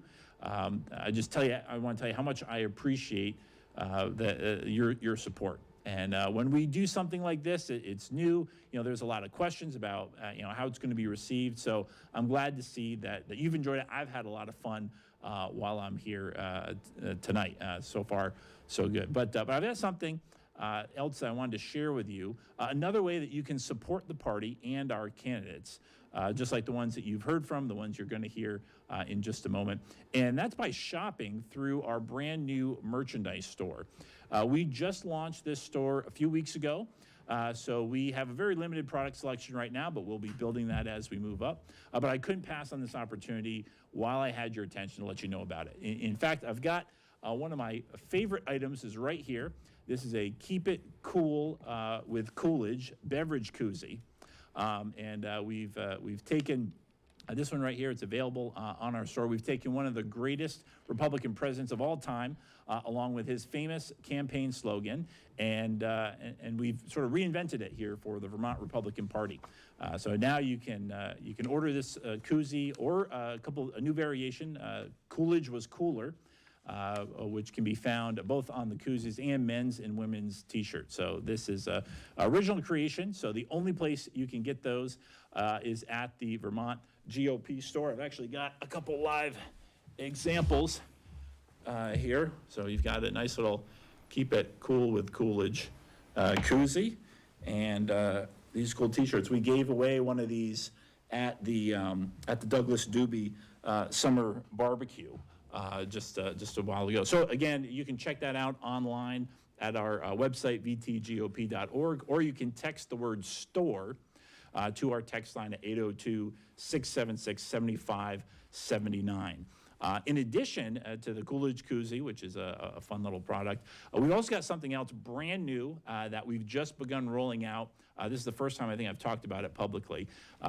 So for the 2022 election, we are producing collectible candidate cards. Right now, you can find your favorite Republican legislator, and for a donation of just $30, you will get a sturdy, durable, collectible card for you to keep. It's a great little collector's item. Right now, we only have our incumbent Republican House and Republican Senate members who are up there, who are running for re-election. Those are available right now if you go to the store. And as the campaign moves on, certainly after the primary, we select our statewide candidates. We'll be adding those candidates, other new House and Senate candidates who are running for the first time. We'll get those up as soon as we can. So it's a great way to support the party and show your support for those Republicans that you love and appreciate the most. So again, you can order these starting today by either going to our website or texting STORE, S-T-O-R-E, to our text line at 802-676-7579. I've got one here from Patty McCoy, our House leader. So you can see it's, we're gonna zoom in on that. The other picture is a lot better. But you can see it's just about the size of a baseball card. And on the back, it just says Vermont GOP 2002 candidate card. So it fits right in your wallet, right in your credit card slot, or if you've got a baseball card collection. So something fun, again, to raise money to help the party support those candidates. All right, so I think we'll get back now to our final candidate forum for our third installment here. We're going to change up the questions just a little bit because we're going from the federal realm back to the state focus in our race for lieutenant governor. So with me this evening, we have Senator Joe Benning. Good evening. And we have Greg Thayer from Rutland. Welcome. Hey, Mr. Chairman, how are you? I'm doing great. I'm having a lot of fun. So That's what it's all about. good. So I'll have both of you just start out. The first question is just introduce yourself to the voters and the Republicans watching here, and maybe tell us a little bit about your involvement, your participation in the economy, maybe a first job that you had or one of your favorite jobs. How have you helped engage and support Vermont's economy? Senator Benning. Well, Paul, first let me say I'm really disappointed that you're not having baseball cards of those of us who are leaving the Senate. I'm really disappointed in that because I would have bought one right off. We might do that. That's a good idea. Well, I think it's worth more than the $30 you're charging for the House members especially, and that's a friendly joke for House members. I began my life in the economy, if you will, by weeding my grandfather's garden at about the age 9. Unfortunately, when you are age 9, there's a real misunderstanding, if you will, about the difference between a weed and a tomato plant, so it was not a successful endeavor. However, getting into high school, I drove a delivery van for a pharmacy. I worked at a convenience store. I spent time behind the delicatessen desk at a drive-in movie theater. I played guitar in various places, earning a living that way. Went into law school and college. I was doing the guitar as well, but I also became a radio announcer.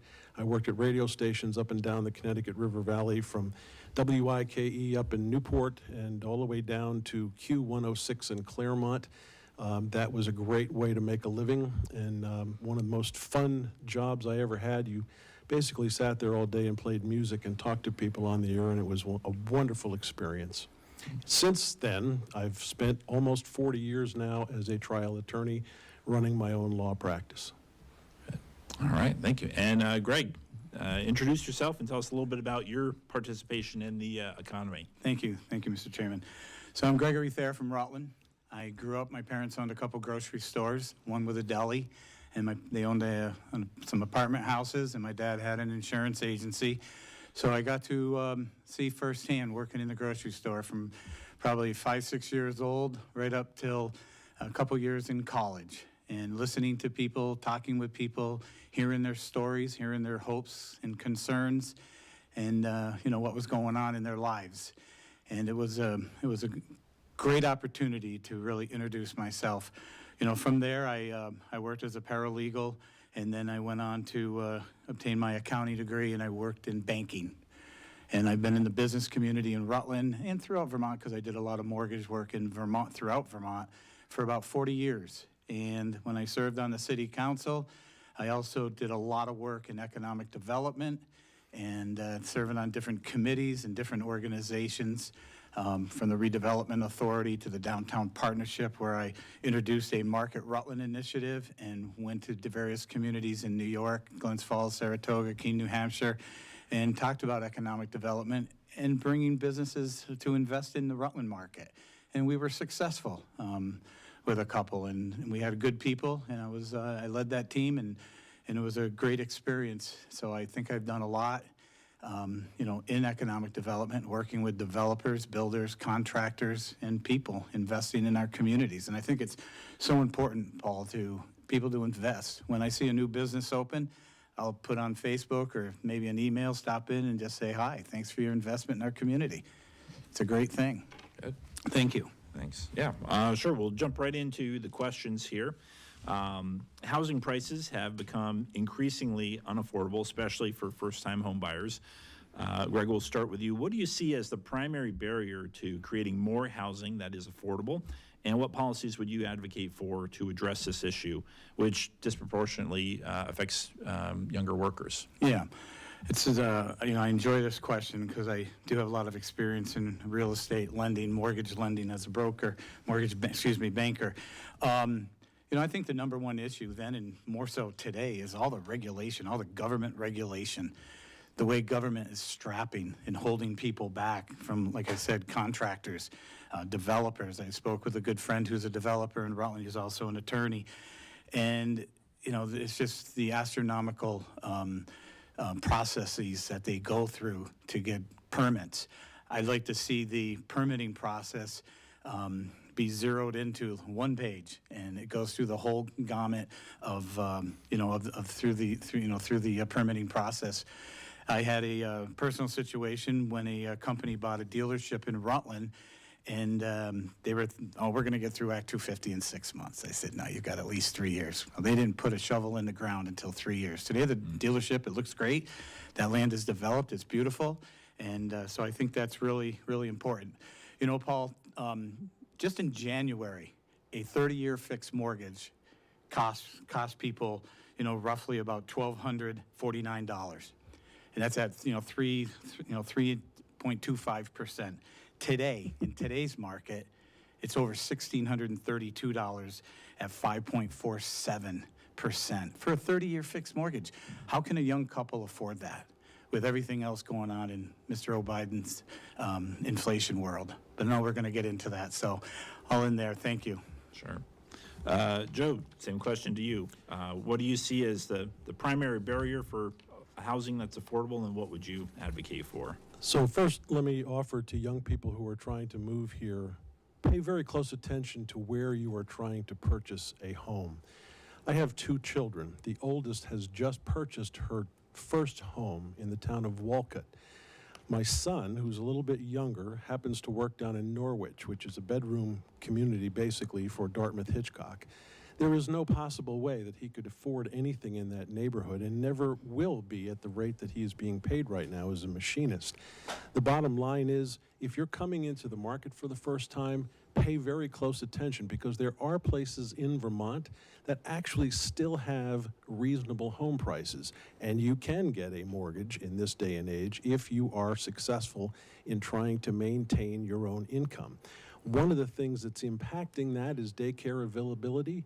A lot of folks would like to be able to move to some of these locations, but unfortunately the legislature about 5 years ago decided that we were going to have a licensed educator in every single daycare facility. Now, I don't know where you're living right now, Paul, but the availability of a licensed educator for daycare purposes, that's pretty, it's a very tall obstacle.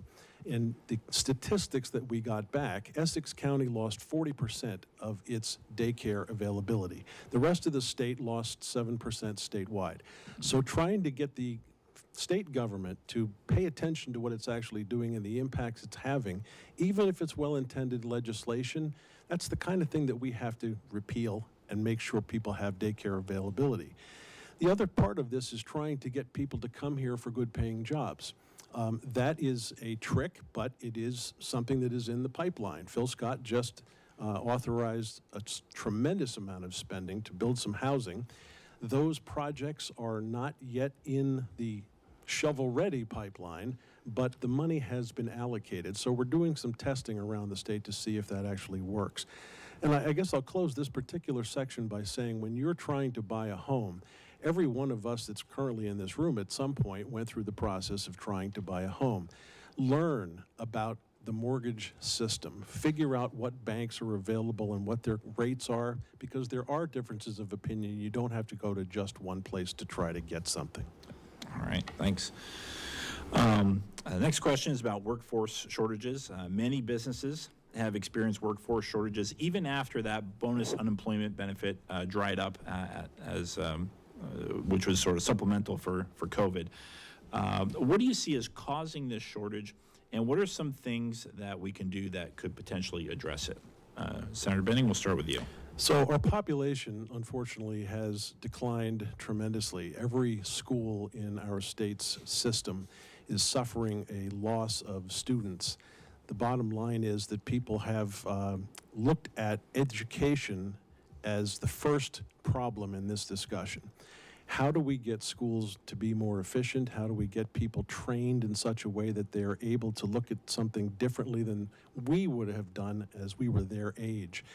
There's a lot of great things that are actually going on, and some of the things that are happening up my way in the Northeast Kingdom, we have suddenly latched on to the Lamoille Valley Rail Trail and all things that are associated with recreation, for instance, Kingdom Trails in the Northeast Kingdom.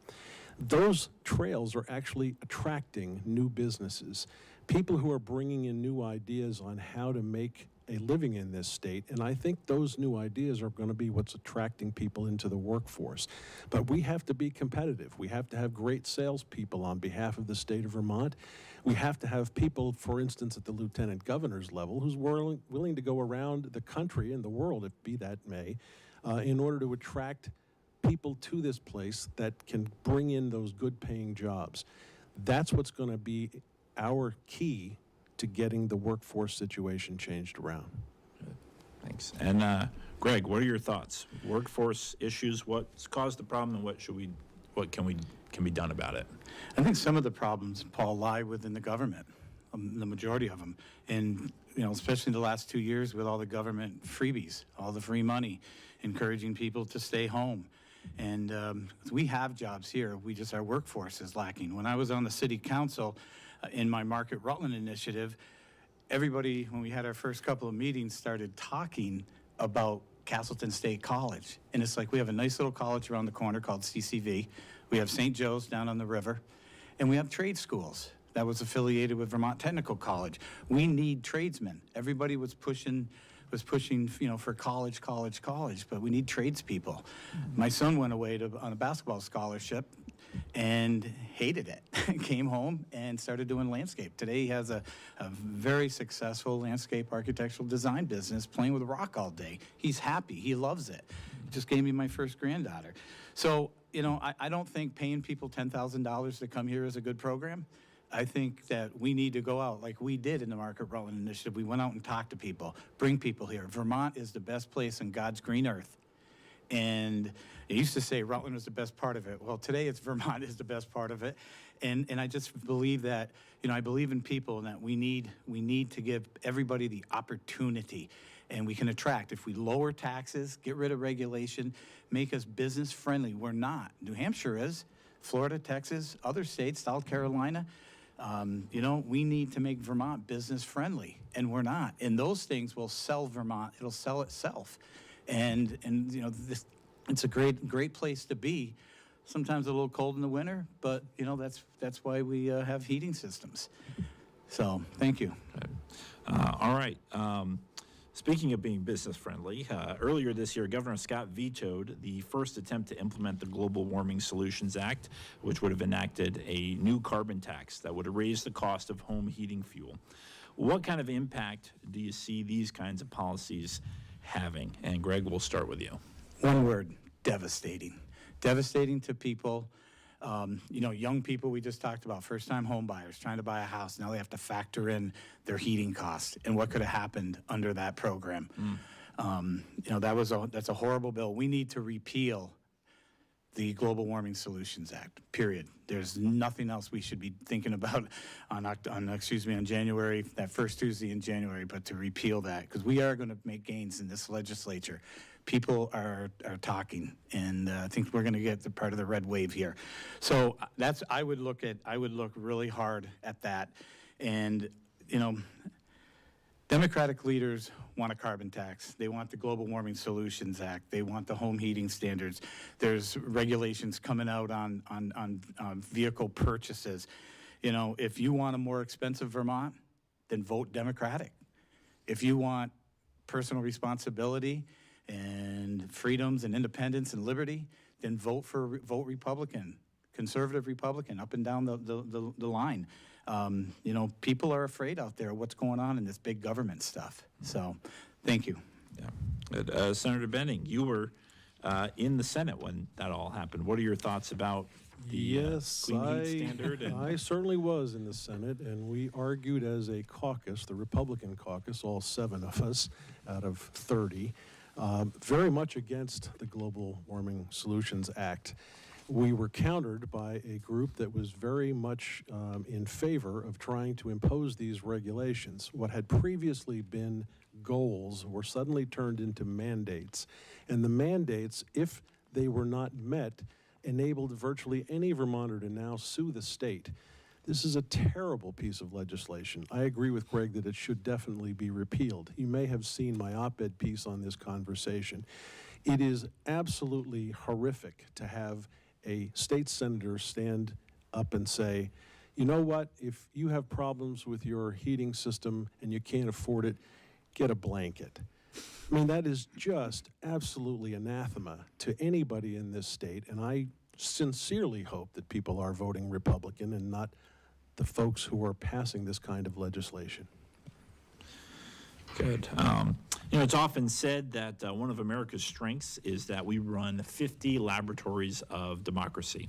And Donna from right here in St. Albans asked, what are some other economic policies you see in other states that should be applied maybe here in Vermont?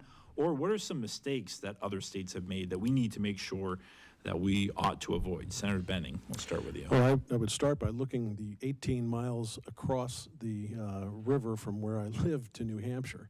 The idea of getting rid of our sales tax would be an ideal way to compete with that neighbor on our border. I used to be able to say that if you traveled the length of Main Street in St. Johnsbury, you would find at least 13 empty storefronts.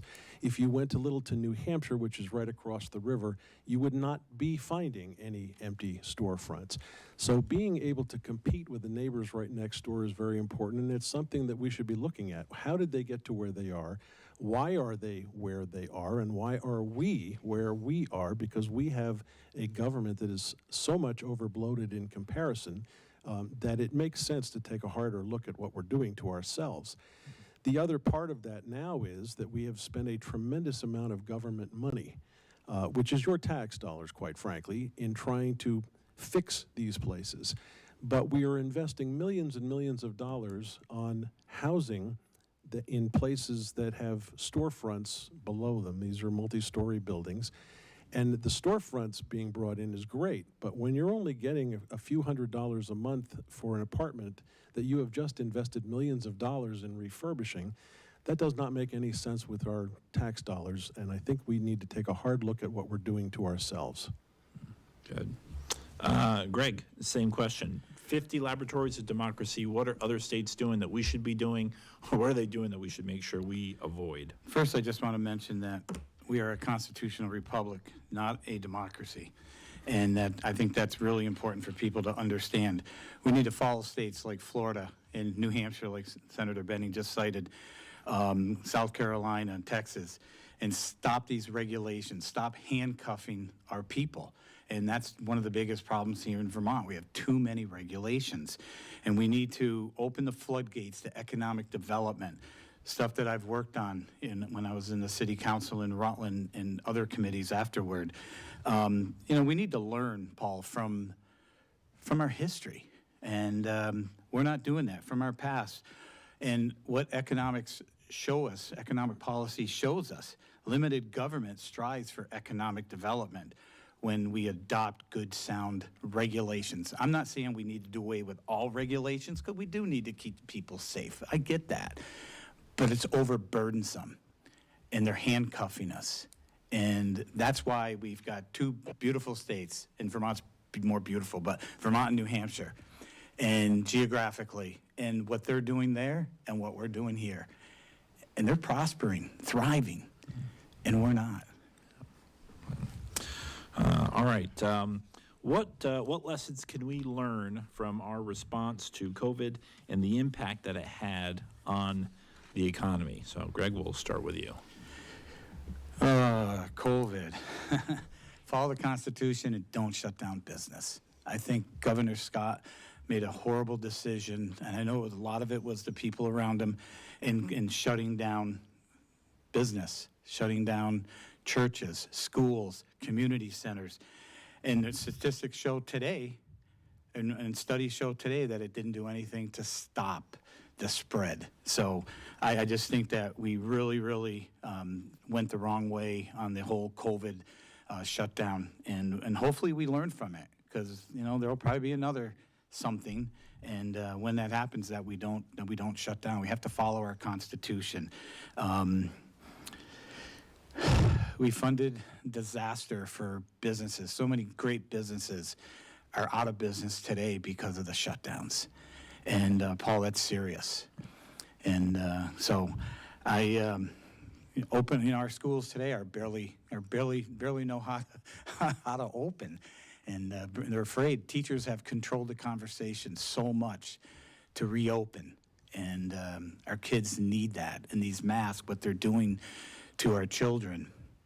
And I'm sure the senators heard some stories on the trail as well about people being sick and everything. So, thank you. Okay. Senator Benning, what can we learn about our response and the impact it had on the economy? Well, let's push back to January of 2020. We were facing something that none of us had ever faced before. There was a serious impact on the health of every Vermonter that was threatened by the lack of personal protective equipment, proper ICU space, and none of us had any accurate way of figuring out what the best path forward was. Steps were taken. We have learned there are things you don't want to do. If you have a school system that has young children that are not impacted by COVID the way the adults were, it doesn't make sense to shut something like that down. I'm going to push back a little bit to talk about teachers. I happen to be married to a teacher. My wife did not want to shut the school down. She did not want to be at home. She spent a year on Zoom, which was a horrible experience for all of us, including us legislators, trying to figure out how to get through this pandemic. We have another pandemic apparently on our doorstep. I had learned today that here in Vermont we've got our first monkeypox infection. I don't know where that's going to go, but I do know what we did learn by getting together personal protective equipment, otherwise known as PPEs, developing a rhythm through the ICU space in our hospitals. We have learned how to react much better than we knew anything about back in 2020. Were there violations of the Constitution? Yes, I believe so. Should we have gone a different path? Everybody can argue about that from now until doomsday, but the bottom line is we were all facing something we had never made before. We've learned from our mistakes. Let's take a look at the next thing that comes down the pike and figure out whether or not we have actually prepared ourselves for that inevitability. Yeah. Good. All right. Next, Ron from Danville asks, our education system needs to prepare young people for the future economy. Where are we succeeding in our current approach to education, or what improvements would you support? Senator Benning. So, Ron, I thank you very much for that question. I have been a fierce advocate for our state's college system. I have spoken out on many occasions about trying to preserve those individual institutions in each section of our state called the Vermont State Colleges. They are not just academic institutions, they are economic engines in each one of those particular localities. So from Castleton up to Linden and Johnson, VTC in the middle, I think we have to preserve those entities as a hub of their individual communities. That's very important. What can we do different? I have looked at my two kids as a classic example. My daughter was the academician. She went to Cornell. She is now a paramedic with the Hardwick Rescue Squad, something that's totally out of her bailiwick when she went to college. That's okay. She went to college and got an education. She learned a little bit about the world, and that's the kind of thing that we want to make sure our kids are doing. My son, God bless him, we dragged him kicking and screaming through the system, but he ended up as a machinist, and he is doing very well. So I've got two kids at each end of the spectrum. He is doing very well. My daughter is doing very well. They are both in Vermont, which is a critical component here, trying to keep our young people in Vermont. My bet is that either one of them or both will be in a position to develop some kind of a business, if you will, on their own. And that's the kind of thing that we need to have. We need to have our own ingrown kids coming up with ideas on how to make things work. You may have traveled Route 15 to get here tonight. If you did, you were going to look at the infrastructure building that's going on right now to fix those bridges across that trail for recreational purposes. That's a direct result of the money that I kept in the state's capital bill to get that done this November. Yesterday, I was down in Rutland at the airport looking at the infrastructure of that airport, and two things struck me. First, the state needs to invest a little bit of money to get that airport runway apron fixed up. That's a state responsibility. There is also a restaurant there that has been closed for some time. Very beautiful little restaurant, and it was attracting people who were flying in and spending what they called the $100 hamburger. because it costs a lot of money to fly into an airport, and then they buy the normal priced hamburger. But the joke is it's a $100 hamburger. That's the kind of investment that the people there are willing to make, but they have to have support from the state, and right now that can't get open because it can't get permitted. That's problematic. All right. Greg, question is education system needs to prepare young people for the future economy. Where is our current approach working, and where do we need to make improvements? Unfortunately, Paul, I believe our education system in Vermont is broken. We're spending $20,000 a year, nearly $20,000 a year on average statewide to educate a child in Vermont, pre-K or K through grade 12. And I think it's a lot of money. And the test scores, the results are not that shining. And I know there's a lot of great teachers. I have a lot of great teachers that are friends. I have a couple cousins who are teachers and principals of different schools in Vermont. And it's concerning. It's concerning to them too. I think we need to bring parents back into the classroom and into the involvement. I know some schools do recognize that, and we need to put parents back in charge. These are our children, not the government's children. These are not the government schools. These are our schools, and they need to be involved. We need to do stuff with teaching our kids math, science, the arts, humanities, the 3 R's. And real good, honest history, and teach about Abenakis, teach about slavery, teach about the real things that are affecting. When I was a coach at the middle school and the high school level in Rutland, I talked about college to all the kids. Where do you want to go? What do you want to do? I was interested because I just, I really enjoyed talking to people and love kids and want to see them succeed. And, a lot of them weren't thinking about college. But there's opportunities. I've evolved into more of a trades type guy. And I really think that there's, the trade schools need to be elevated, and there's the tech schools through the high school systems. And I think we really need to expand on that with children. We had the opportunity in school when I was at MSJ, at Mount St. Joseph at the academy. But back then it was college prep, because I was going to college. But I just think that, between getting parents involved and really teaching the basics and teaching the right things to children. And again, I know there's a lot of great teachers. Okay. Thank you. All right. Let's see. Next question is, are there any particular industries that you think would be suitable for Vermont to focus on attracting? And what kind of policies would you pursue to attract those kind of businesses to our state? Greg, we'll start with you. I think I want to go out and market every business, like I did through the Market Rutland initiative.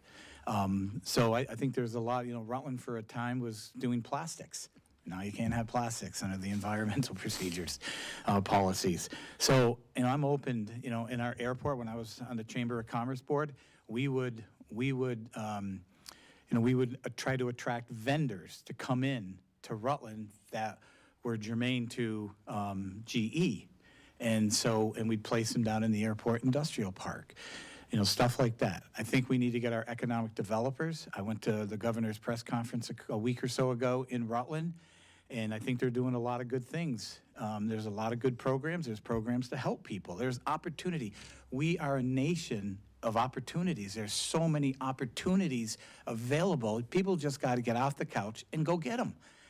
Make the phone call, visit, and see them. Talk to them, Paul. And there's so many. And I like the idea. I was doing a tour the other day in Virgins, and a young lady's buying a store from another woman.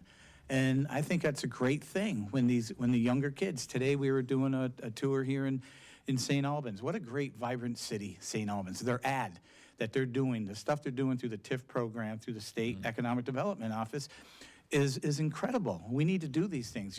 Brandon just was reorganized, your hometown, Brandon. And, we did some great things in Rutland through the Redevelopment Authority. There's so many things that we can do. People want to do it, but they want a good tax structure and less regulation to invest and spend their money. And we need to do this for our people and to attract people. Yeah. Thank you. Good. Senator Benning, any particular industries you think Vermont should be focusing on, and what should we do to attract or pursue those businesses? Well, I too think that we need to be attracting every single kind of business there is. We can talk about Beta Technologies for starters, a company that's been now building electric airplanes. I'm probably not supposed to mention that they're actually looking at this area where we now sit as a possible expansion location. I was very much impressed by some of the smaller businesses that I've been watching grow, especially along our recreational trails. When you take the town of East Haven, for instance, the village of East Haven you can drive through in all of about 12 seconds, and I mean that seriously, assuming you are following the speed limit. There is one building, it's a church in the middle of the village. It long ago ceased being a place where congregations met and was sitting empty. It has been purchased by a brewer. The brewer is connected to the trail system that folks are coming to play on, recreationally speaking, and that kind of activity in a small town is going to drive other businesses to come in around it as well. So my intent running for this particular position is to keep the door of my office open. In the Lieutenant Governor's office, there is a very large round table, and you get to bring people in and have conversations. People who may be interested in developing in Vermont, I would want to bring those people into that office and have conversations with them, but also, since I've been in the legislature for 12 years, introduce them to the players that can help them succeed in getting their businesses established here. And this is a tremendous state to do business in if you can get the business established. That Act 250 problem does have to be worked on. That's a legislative problem, and as Lieutenant Governor, we have no ability to submit draft legislation or actively work in a committee to chase that legislation. But we do have the ability to become chief promoters of the state of Vermont, and getting people into that office and meeting the players is very important for that to be happening. All right. Often politicians talk about new programs that we need to address some of our economic problems. Susan from Shelburne wants to know, are there any current laws or programs you think need to be repealed or reformed that would have a positive effect on our economy? Senator Benning, we'll start with you. Sure. For repeal purposes, I'd start with the Global Warming Solutions Act. I think that's not going to be very helpful in trying to attract businesses here. Those businesses have fuel systems that have to be fed by fuel, and if they happen to be in either housing stock or office location stock that happens to have a oil-fired furnace, that's problematic for this kind of a business growth approach. The one thing I would want to reform, Act 250. Phil Scott has been trying to reform that for years. It keeps getting hit with what we call in the legislature poisonous pills that get attached to the bill that gets started, and all of a sudden you're looking at something you can't even vote on anymore because it's got so much attached to it, it makes no sense. But working to have Act 250 corrected in a way that still protects the environment, but gives every prospective developer an idea ahead of time what it is they have to meet. If you can get a system in place where, for instance, architects are automatically licensed to say if they've gone through a development plan with a developer, can we automatically declare that that's going to pass the Act 250 regulations? The other side of that is if you run afoul of Act 250 and you're found against, what is the appeal process like for a developer? I have heard from most developers that the biggest problem with Act 250 is the appeal process. Its delay is causing people time, energy, and money, and we have to be able to speed that up in a way that it makes sense, again, for the environment, but is enabling all of those folks who are trying to develop here a clear path to understanding what has to be done. Greg, same question to you. Are there any current laws or programs you think need to be repealed or reformed that could have a positive impact on the Vermont economy? Thank you, Paul, and thank you for the question. Yeah, there's a ton of them because we're over-regulated, and that's a huge problem for developers and contractors and people just wanting to invest. The Global Warming Solutions Act, Act 250, all the regulations. We need private investment to move Vermont to the next level and to make us more business friendly, which makes us more people friendly, which makes people live here and invest here, buy here, raise their children, and keep our children, retain our children. Retention is really, really important, but we've got to have the the assets, the commodities to do that with. We also need to listen to people. When you get a developer, somebody that wants to invest, come into your state, your community, we've got to listen to them, see what they're looking for, see what they want, see what they need, welcome them. Don't put up roadblocks, don't put up barriers. Let's find ways to make things happen for them. I believe in people, and I believe that private business is the way, with less regulation, lower taxes, and there's too many uncertainties right now. So that's why we need to elect Republicans, and to me, conservative Republicans, to make these things a reality. And we need your help to do that. Thank you. All right. Chase from St. Johnsbury asks, what action will you take regarding regulations on fuel and energy? And I was just thinking, as I've heard from other states, other states are thinking about things like a gas tax holiday, or is there something else that we should be thinking about along those lines? So, Greg, I'll let you start. Regulations on fuel and energy. Fuel, fossil fuels, it's the energy of the world, the energy of Vermont. They can't make a lot of these, these wind turbines or these solar panels without fossil fuel assistance. It's just the way it is. The energy stations for the cars, the electric stations, the UV stations. So, we can have both. We can have economic development in a clean environment. And we all live, work, and play here, Paul. We all want the same thing. But we also want people to be able to flourish. For the last 30 years, 40 years, the world's going to come to an end if we don't get rid of fossil fuels. It's like, where's that coming from? I remember when I used to visit California as a kid. Oh, Southern California, LA will be in the ocean. That was back in like the late 70s, early 80s. It's still there, and it's still thriving. So these fearmongers need to calm down, and they need to really, really work with us. We can do this together. And again, goes back to listening. We're a lot better off when we work together and listen to one another. We all have agendas, Paul, but we're not going to get things done if we're selfish. My dad always taught us that compromise is the art of politics and getting things done. I'm going to fight for my initiatives and the things I believe in, and hopefully I can turn the thinking on the other side. But that's what we're going to fight for the people. Good. Thank you. All right. Senator Benning, thoughts on regulations regarding fuel and energy on the state level?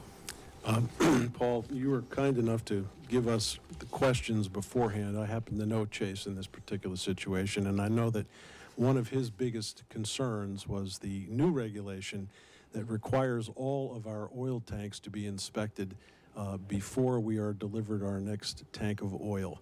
Friday, I spent about an hour with a gentleman on the phone who was incredibly upset because his oil tank was positioned in such a way in his garage that although the inspector could see the floor and could see the fact that there was no leak, he could not get underneath the tank to inspect it and determine whether there were any problem areas. This is absurd. It was started by one of the Chittenden County legislators reacting to Irene, understanding that there were several fuel tanks floating down the river. That's where this all began. But the bottom line is we are now depriving people of the very heating fuel that they need to have to survive the winter. And they cannot afford this piece of legislation. It needs to be repealed. There are several other things that are going on in this conversation. I don't know about either of you, but I happened to be learning how to drive in the 1970s. And my father required me to go down to the gas station to see if at 5:30 in the morning there was a green flag out or a red flag out, or what day of the week it was, and whether our license plate number was an odd or even plate number, depending on the day of the week, in order to get fuel. I knew back then that OPEC had us by the throat. And getting off of oil was a smart idea way back then, oil that was coming from out of the country. We have the ability to manufacture our own. That's not going to happen in Vermont. We don't have oil rigs in Vermont. we can't really discuss that topic in the positions that we're running for. But the attitude we can talk about. Trying to make sure we are energy independent is important. There isn't anybody in the legislature who has fought harder against these 500-foot tall, I'll call them spinning wheels, on top of our mountains. In order to install them, we have to destroy miles of pristine ridgeline and wildlife habitat. Now, back in the 80s, I was very much fighting against Midwestern coal-powered plants that were dumping acid rain on our ridgelines and defoliating our ridgelines. Those are important wildlife habitats. And in order to present any kind of renewable energy in this state, we have to act with intelligence on what kind of renewable energy we're looking at. I'll give Thank you. one brief. You're over. I'm out of time. Well, if you want, you can. It's a include very it. long conversation, and I'm happy to have it anytime. Well, you can finish up with your, if you want to use your closing statement that way. So we'll move on to 2-minute closing statements, and Senator Benning, we'll start with you, and then move on to Greg Thayer. So for those of you that don't know, the lieutenant governor's position has 3 basic functions. First, you moderate the Senate. I've been there for 12 years. I know the language, I know the rhythm and the routine. I know how to run the Senate. I know also how to run a meeting because I've been the town moderator in the town of Linden for 10 years, and I'm the former chair of the Vermont Human Rights Commission. The second component is that you are responsible for assigning senators to their respective committee assignments. Again, I have been there for 12 years. I know all of the players. I know how they fit together. I know how they work together, and I know, more importantly, how they don't work together. So fulfilling that role is pretty easy for me. And then finally, you are responsible for taking over for the governor if in fact something happened where the governor could not continue. I think we all know Phil Scott's going to be our governor again. I have worked with his campaign team. I have worked with his administration. I have taken some of his legislation and run with it within our committees, the Lamoille Valley Rail Trail being one of those examples. And the bottom line is, should something happen to him, I am best positioned of all the candidates in this race, Republican or Democrat, to fulfill that role in a seamless way that nobody else can. So I believe I'm the best qualified for the position. My name is Joe Benning. You can find out much more about me on my website. It's joebenning.com. And if you have the opportunity to contribute to our campaign, we'd very much appreciate it. And I thank you, Paul, for having us here today, as well as Northwest Television for having us on here as well. Thank you. And Greg Thayer, your closing statement. Thank you. Thank you, Chairman Dane and the Vermont GOP, and to Northwest Public Access for having us here. I also want to take a second, and I want to thank all the people who have put their name on a public ballot. A lot of thinking and goes into that, and I just think it's really incumbent that we do that as citizens, and I really appreciate you doing that. So thank you, and God bless you. So my name is Gregory Thayer, and I am a candidate for Vermont Lieutenant Governor, and I am also a constitutional conservative Republican, and I have a common sense approach to governing. I believe in people. I believe we can all live, work, and play in our beautiful state in this environment with sound economic development.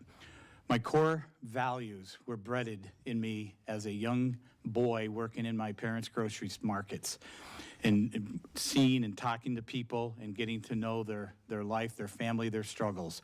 And I think that really mended me well, and brought me into life well. The economy is for everybody, and we need government to get out of the way. And that's why electing conservative Republicans will do that.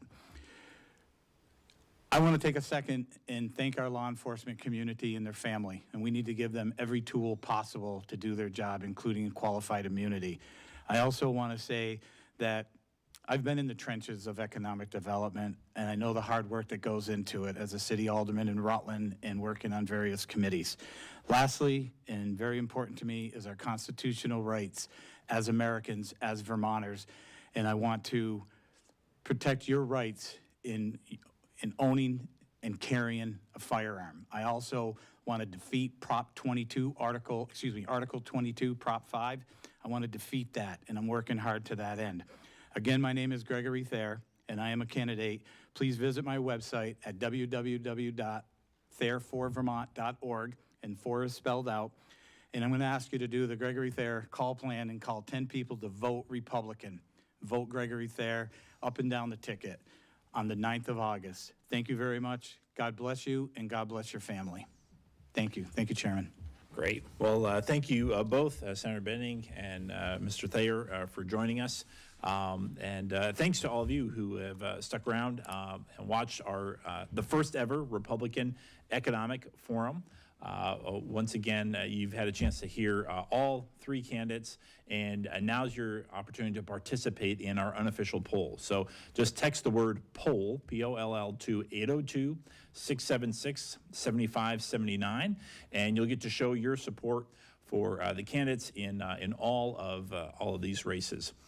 Once again, you can text that number. Sorry, text the word poll to 802-676-7579. And I just want to say thank you to the folks here at Northwest Access. This is an incredible studio here. They've been so generous with their time and their technical support. It's a really great resource up here in Franklin County. They've been fantastic to work with, and really great equipment, allowing us even to stream this on our own YouTube channel. So thanks to all of you, again, who are watching right here in Franklin County on your local access channel. Franklin County is an important county for the Republican Party, one of our great strongholds, so we're glad to bring this to you directly. And I'd like to thank the folks who are watching us stream online, either on YouTube or have picked up the link on Facebook. Just make sure that if you have a chance, drop us a line, give us some feedback, either through that contact form on our website, leave a comment on the social media page that you're watching from, or again, you can text us at that same number, 802-676-7579. And if Republican viewers around the state find this event helpful and worthwhile, we'd love to do a few more events like this. As I mentioned before, we could spend a whole night just on one of these several topics that we've talked about. We could spend a whole night on housing, a whole night on workforce shortages, even doing things about energy or supply chain. And I wanted to close by just telling you what an exciting opportunity it's been for me to be the state party chair over just the last 9 months or so. I think this is one of the best times that we have to be a Republican. I've never been more excited to be a Vermont Republican. You heard from a great number of candidates. It's been a while since we've had a really good, vigorous primaries, and we heard from 3 of them tonight, and all of these were offering better solutions than what we're hearing and what we've been experiencing from Democrats over the last 20 years. Nationally, we've heard several formerly purple states like Pennsylvania or North Carolina have seen Republicans close the gap in terms of registrations. So those states are turning red a little bit, and they're able to catch up to where the Democrats have been.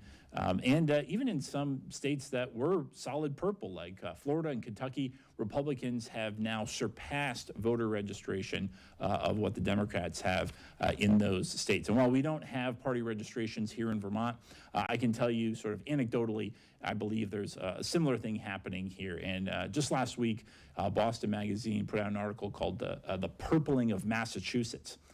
Because Democrats have gone too far to the left, and it's hurting the economy in those states, and they've been pushing moderates out of their party, and those moderates are finding themselves more closely aligned with Republicans. So 2022 election could be a great year for Republicans nationally, and yes, even here in Vermont. So I'm excited to work with you, to work for you on behalf of your state party to make sure that we continue to hold Montpelier and Washington accountable to the people.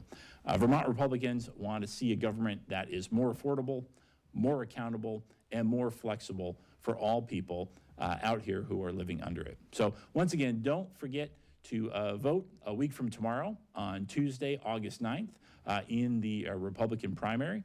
And once again, thanks for joining us, and have a great night.